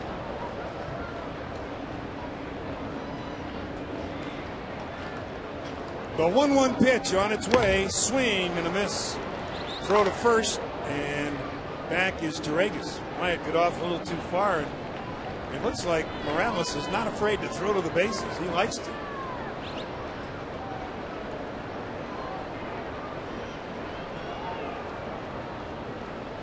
Two down, bottom of the 7th inning, 2-1 Twins.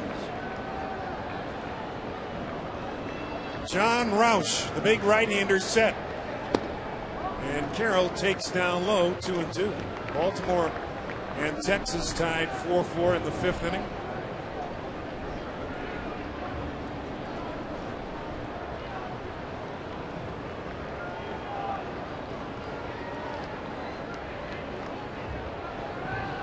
The next offering, strike 3 call, another breaking ball, a called 3rd strike. Carroll not happy either with himself or the home plate umpire, but a couple of called 3rd strikes on breaking balls. And the 7th is history. The Twins lead it 2-1.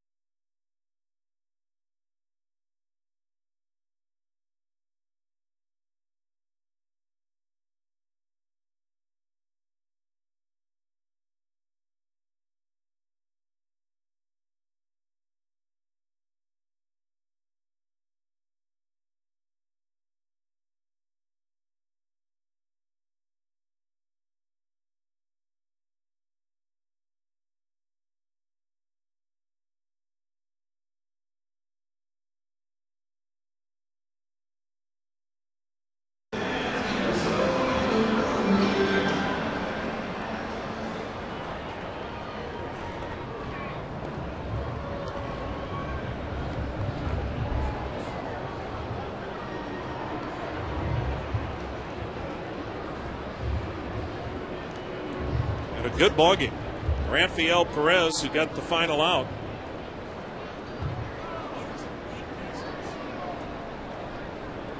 Jason Kubel has walked twice and singled. Perez delivering, it's in there, a called strike. Good to have Alex Slimps back in the house. The prodigal son has returned. Left-hander against left-hander. Perez deals. Kubel takes. It's low, 1-1. 19,455 on hand today. Justin Masterson went 6 superb innings. He gave up 2 runs, but only 1 was earned. Chris Perez, 2/3 of a scoreless inning, and now Rafael Perez, his 2nd inning of work. The pitch. Kubel swings and misses at the slant. 1-2 the count.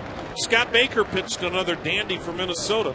6 innings, giving up a run. That means he is, in 4 starts against the Indians, worked 29 innings and given up 3 runs this year. Amazing. John Roush worked that scoreless 7th inning. Rafael Perez sets, fires, and backing away is Kubel. And the count now is 2-2. The Twins got 2 runs in the 4th. 1 was unearned, and 1 came on a Nick Punto double. The Indians' only run was an Andy Marte solo homer to left in the 3rd. And that's your McDonald's I'm Loving It game summary. The 2-2, check swing. Did he go around? Nope. Pitch outside, full count. We want to thank McDonald's of Northeast Ohio, an Indians radio network partner for over a decade.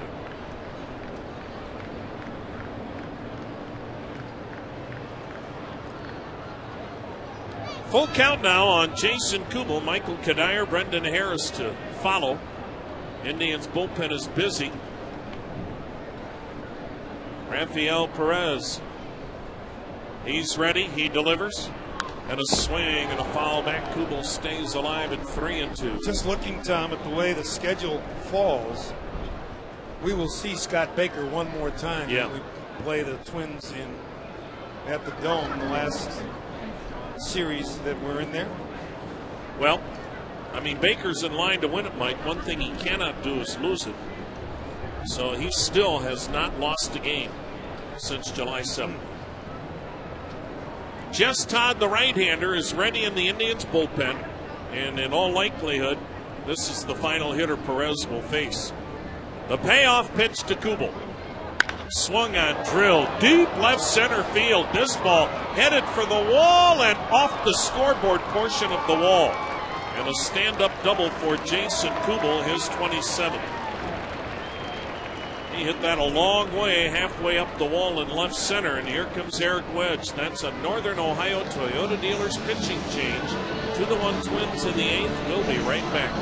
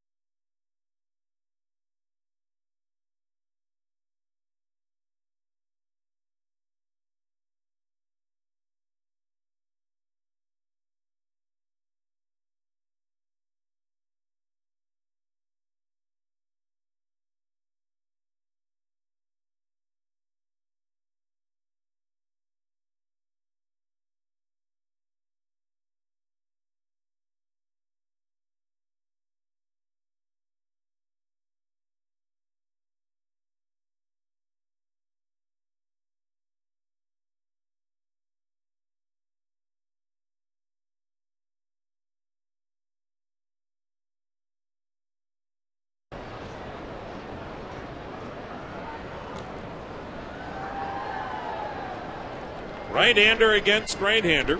Kadire now 0 for his last 12. Gomez at second base. Nobody out. 8th inning, 2-1 Twins. Todd checks the runner, comes to the plate, and it's in there, a strike.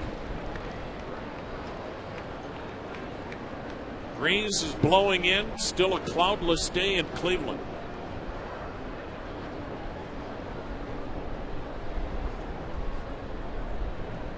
Todd again looks back. Gomez has a pretty good lead. The pitch. Way outside, 1-1. Gomez has tremendous speed, but he's still not a great base stealer. 11 steals. He's been caught 5 times.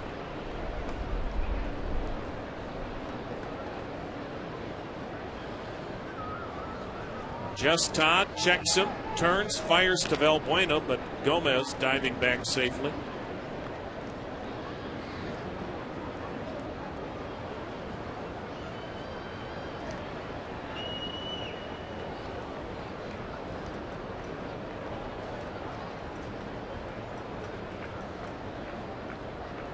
Now Todd comes set. The pitch. A swing and a chopper by the mound. The second baseman, Valbuena, has it. He'll throw out Kadire, but Kadire gets Gomez to third. Good at bat for Michael Kadire. 1 down for Brendan Harris, who's 0 for 2 with a walk. Now the Indians will have to bring the infield in for the right-handed hitter. And also, you've got to be aware of a suicide squeeze. Brendan Harris does have 1 sac bunt. That's a big run at third base in Carlos Gomez with 1 down in the 8th and the Twins up 2-1. There isn't anything a whole lot more exciting than the suicide squeeze, whether it works or doesn't. Todd comes set. The pitch. A swing and a miss. Good off-speed pitch. Strike 1. His slider is probably his best pitch, and that was it right there. A little something off that one. Yeah. It was only 84 miles an hour.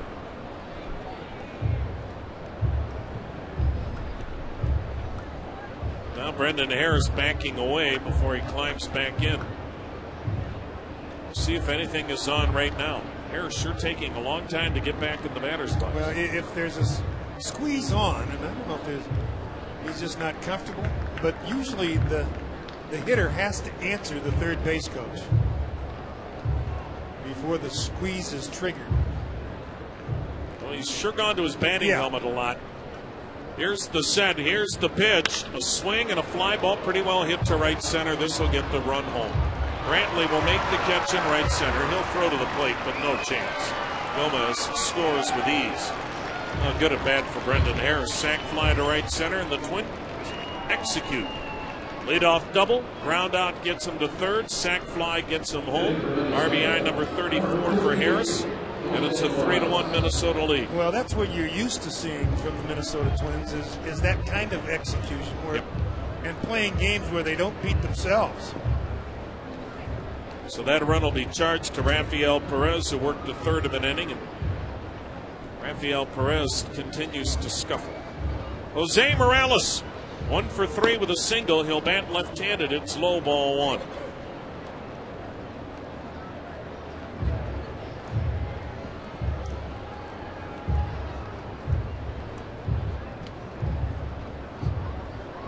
Twins up 3-1 in the 8th. 2 down, bases empty. Showing bunt. Morales takes a strike in the count 1-1. Cubs were 5-3 winners today over the New York Mets. 2 teams going nowhere. 2 teams expected to be playoff contenders. San Fran leads Milwaukee now 3-2 in the 8th. Giants a game back of the Rockies in the wild card race. Pitch down and away in the count 2-1. Yankees were 6-4 winners today as they knocked off Toronto. Yankees running away from everybody in the East. Chicago still leading Boston 3-0 in the 6th inning. Now the set and the pitch. A swing and a foul back. It's 2-2. Baltimore and Texas 4-4 in the 4th. Texas trailing Boston by 2 games in that wild card chase. Detroit plays Tampa Bay tonight down in St. Pete. Tigers with a 6-game lead over these Twins. Twins now leading the Indians 3-1 here in the 8th. 2 down, nobody on, the 2-2 offering. A swing and a miss. Good slider in the dirt. Morales chased it. Todd gets out of it. But it's a 3-1 Twins lead. They add a run as we go to the bottom of the 8th.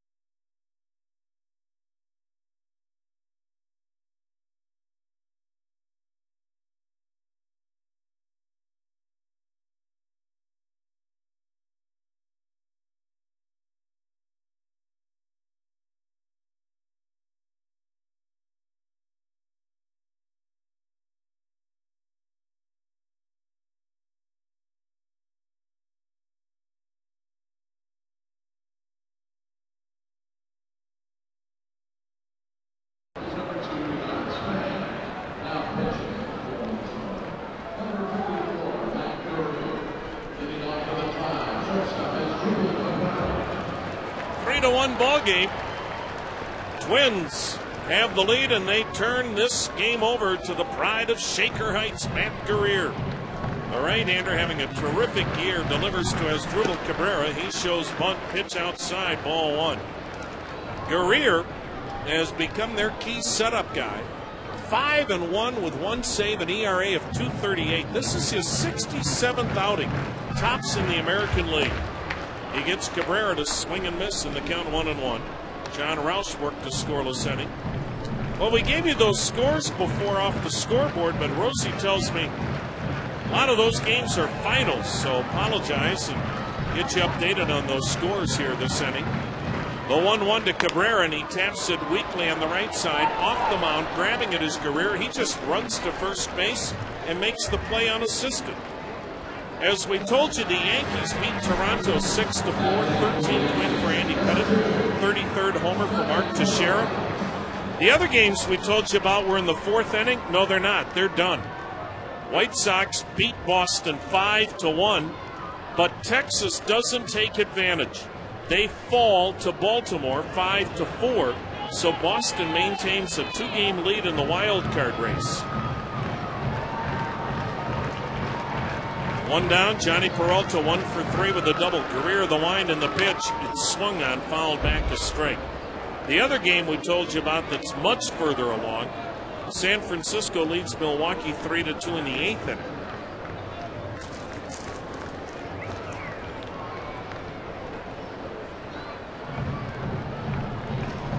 So we thank you for the Rosie update. The 0-1 pitch, time is called, the pitch was made, but it does not count. These games are critical now at this time of the year as you try to keep on top of it. A wild card race, Texas is hanging in there.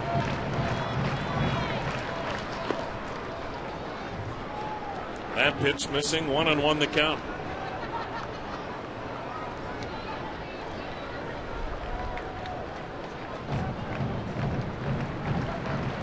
Matt Guerrero works first base side of the rubber, kicks, fires. Peralta hits it sharply, but on the ground to short. Orlando Cabrera throws out Johnny Peralta, 2 down. Here's Travis Hafner, 0 for 2 with a walk. Tell you what, Mike, Texas, it's September 5th and they're 2 games out, so looks like they're going to hang in this thing for the next 4 weeks. Well, that was the big question, whether the Rangers would wilt under that heat, the extreme heat during the months of August and September in Texas, and so far they haven't shown any signs of doing that. They really haven't. Now, how about that wild card race in the National? Travis Hafner with 2 down, taking a strike at the knees. Rockies have a 1-game lead over the Giants. Everybody thought the NL West was such a weak division. Dodgers look like they'll win the West. The 0-1, swing and a miss, 0-2, and it looks like the wild card is coming out of the West. Although the Marlins are still 4 back. But yeah, that's why all these guys that want to make preseason predictions usually have not a clue of what they speak. The 0-2, swung on, hit pretty well to center. Gomez coming on will make the catch. So the Indians go quietly, and we go to the 9th with it being a 3-1 ball game. Minnesota on top of the Indians.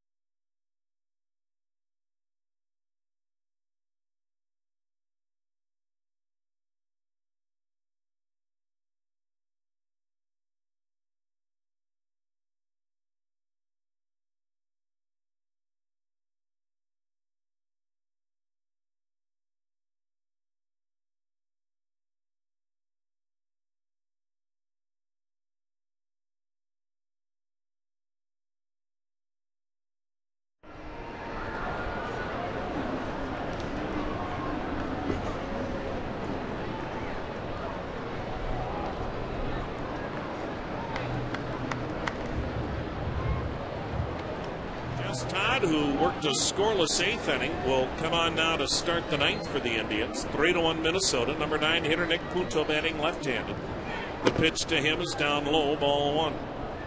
Punto has doubled in a run in 2 trips to the plate. He's also walked.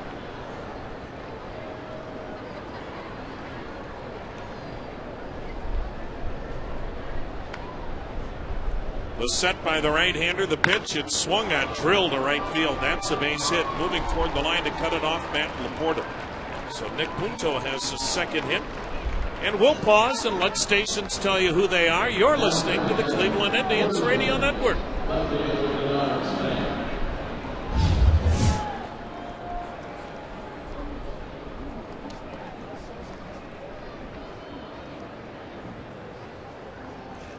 Tom Hamilton, Mike Egan on a gorgeous Saturday afternoon.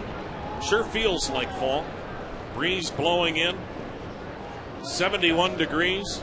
Top of the order, and Denard Span batting with the Twins leading by a score of 3-1. Indians look for the bunt. Span doesn't want a bunt and takes a strike. Johnny Peralta in very close in 3rd. Span is 0 for 1 officially today. He's walked, he's been hit by a pitch, he's laid down a sac bunt, he's also lined out. Matt Laporta made a nice diving catch to retire. Punto is a guy, too, with span at the plate. You can play hit and run. You don't have to bunt here. The set and the pitch, and it's downstairs in the count of 1-1. Punto has 9 steals. So Punto at first, nobody out, 9th inning, 3-1, Twins leading.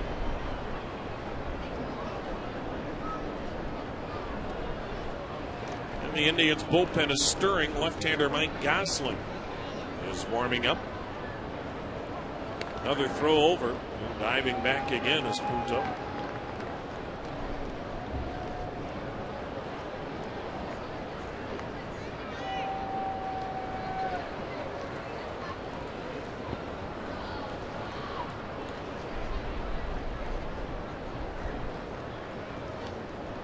Todd taking a long time now between pitches. He delivers. It's swung on, a little bloop job to right. Laporta coming on. He'll dive. He won't make the catch. Ball gets knocked down and caroms away from Laporta. It's a base hit, and into third base goes Nick Punto. Good effort by Matt Laporta. But a flare single to right for Denard Span, and Twins at the corners with nobody out, and Orlando Cabrera to the plate. Well, and the problem for Matt was when he dove for it, he dove straight ahead. The ball looked like it caromed off his glove and got by him. He couldn't keep it in front of him. And then it kind of bounced into no man's land. It looked like it almost, did that hit him in the head after it hit him in the glove? It might have. And then bounced away, and he had to get up and track it down. By that time, the runner was at third base. So the Twins, playing a little ball, have runners at the corners. Nobody out. Minnesota up 3-1, 9th inning. Orlando Cabrera 0 for 3 with a walk. He has struck out twice and popped up. Indians play the infield halfway in. The set and the pitch. Cabrera taking its low, ball 1.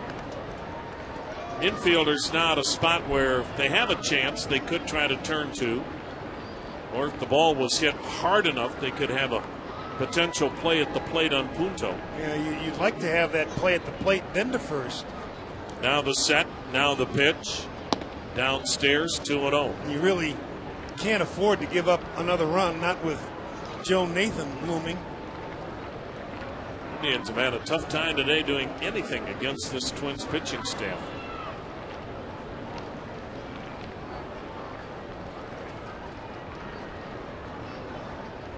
The set. Now the pitch. Swung on, foul back. It's 2-1.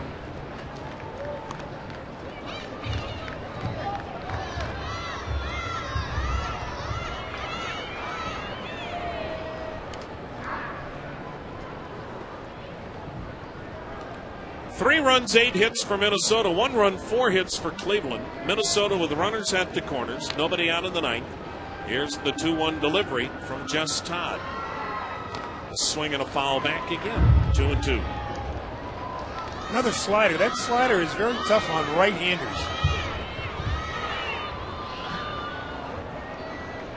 Boy, does Jess Todd need a strike.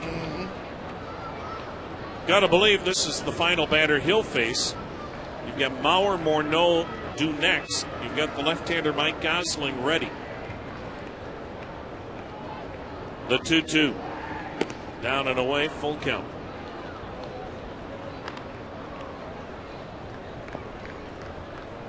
Well, right here, we'll see, but I mean, I would say that they would go to the slider, try to strike this guy out with a breaking ball away. The set and the payoff. Span is running. Pitch is lifted in the air. Not very deep to center. Medium deep at best. Brantley will make the catch. Tagging is Punto. Here's the throw to the plate. The slide and the ball skips away from Torregas. Backed up by Todd and in safely with a head-first slide is Nick Punto on a ball that was hit to shallow center. I think the Indians may appeal that Punto left third early. They do. The throw there, no. And so it's 4-1 Minnesota. Cabrera gets a sac fly on the shallow fly to center. That is RBI number 56 for Cabrera. And that is all for Jess Todd. Eric Wedge makes another Northern Ohio Toyota dealer's pitching change. Minnesota has had a couple of big runs here in the last 2 innings. They now lead 4-1.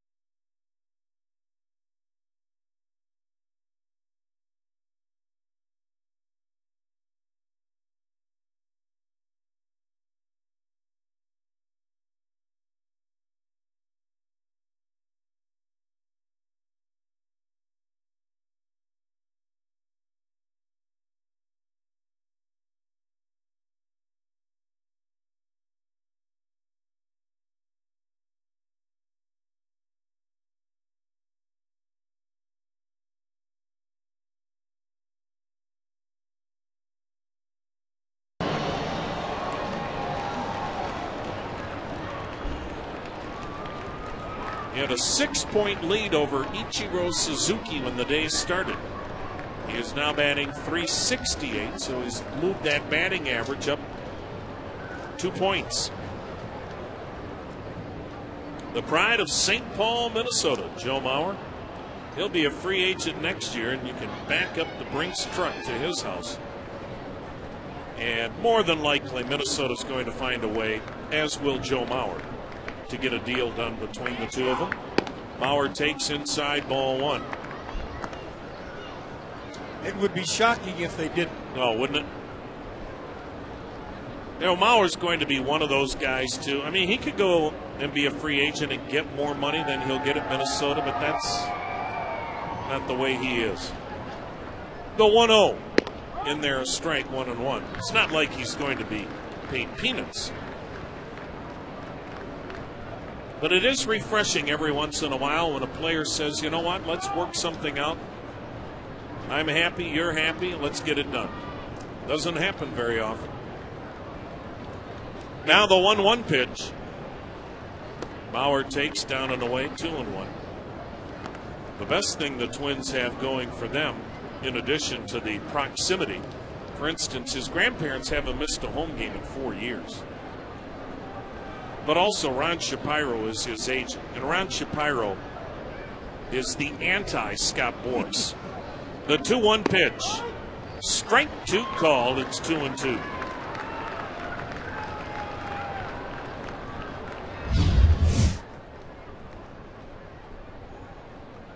Indians on the short end. Twins up 4-1. Span at first, 1 out, held by Marte. Gosling's ready, and the toss over there. And back easily is Span.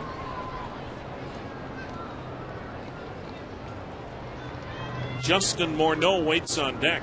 The good news for the Twins is Morneau is signed through 2013. He's another guy that said, let's work something out, even though I could get even more money as a free agent. The 2-2 swung on. Weak bouncer to short. Cabrera to second one. Valbuena hurdles, throws, not in time.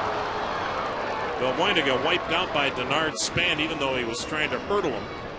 So it'll be a fielder's choice. Mauer at first, 2 down. And the batter will be Justin Morneau.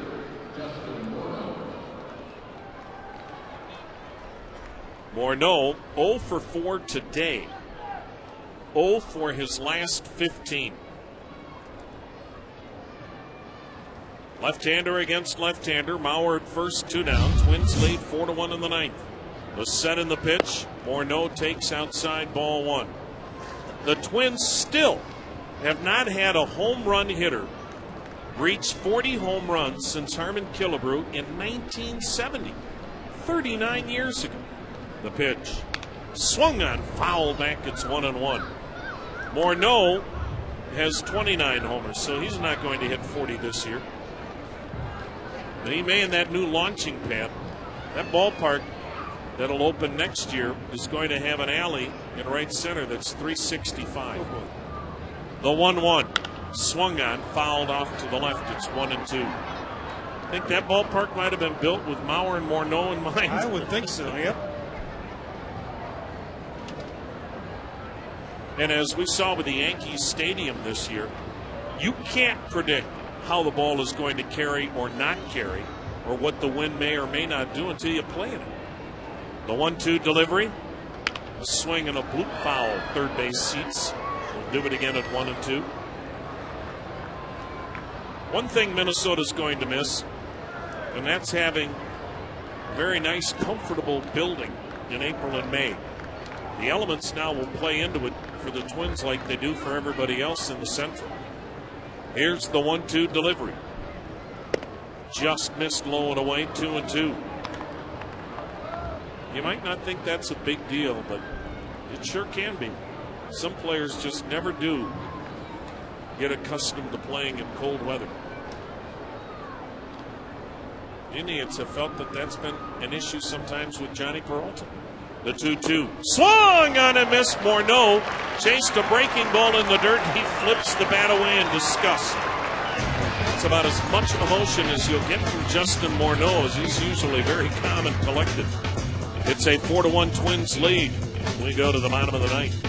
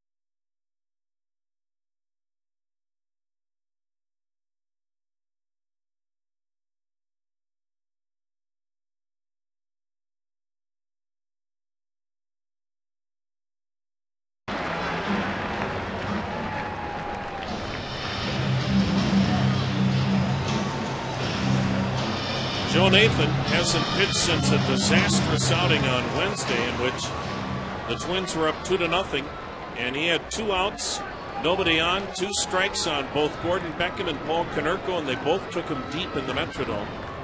White Sox scored 4 in the 9th and stunned the Twins 4-2. Nathan, 35 saves in 40 save opportunities. Matt Laporta takes, it's in there, strike. Nathan, fastball and slider. One of the game's elite.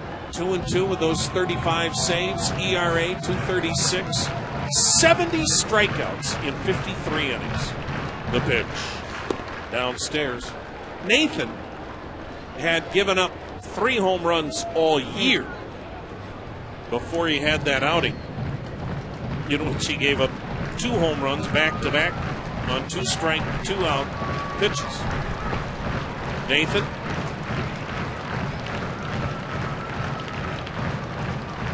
The end of the windup and the 1-1. A swing and a miss, and the bat goes flying and almost drilled on deck hitter Luis Valbuena. 1 ball, 2 strikes. Told you about it in Detroit the other day, but Joe Nathan had not allowed more than 1 home run in his previous 448 games pitched. Amazing. Now, the one thing you know about Joe Nathan, he's a guy that can put that in the rearview mirror in a hurry and just pick up the next day and get right back to what he is, and that is one of the game's elite. 4-1 Twins, 9th inning. Laporta leading it off. A 1-2 pitch, a swing and a foul down the right side. And we'll do it again at 1-2.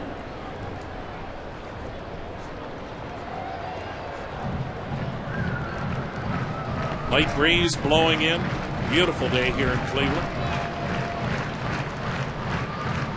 Nathan, a little bit angled toward the third baseline. Winds, fires. Laporta swings, misses. 95-mile-an-hour high heat. 1 down. Here's Luis Valbuena, 0 for 3. Now, we've talked about Joe Nathan in the past. Coming from San Francisco, along with Francisco Liriano and Boof Bonzer for A.J. Pierzynski. Former shortstop in college. Wanted to be a shortstop. Quit pro ball when they tried to make him a pitcher. 1 year in the workforce, and he was back being a pitcher in the minor leagues. Pitching's a lot better than selling stocks. He delivers a strike to Luis Valbuena. The 0-1 pitch. Down low, 1-1. Well, the thing about the Twins, Tom, they really caught a break because this guy had never closed before. No. Never. And Mike, this is his 6th year with Minnesota, and he averages 40 saves a year. The 1-1 pitch. Swung on a comebacker. He fields it, flips it, 2 down.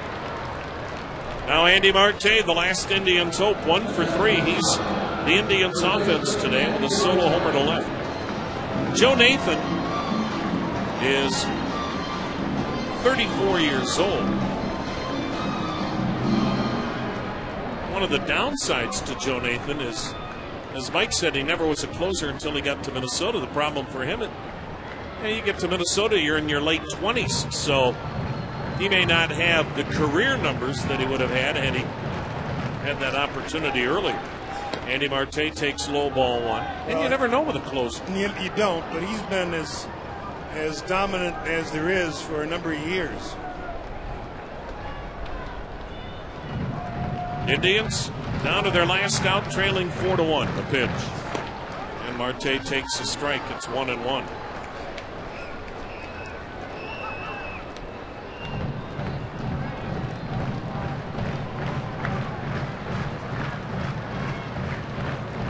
The wind and the 1-1 pitch. Swung on and missed. 1-2 the count. I don't think Joe Nathan, Mike, is having any residual from Wednesday. Well, this is where he was Wednesday, right here. 2 down, 2 strikes. The pitch. Outside, 2-2 to Marte.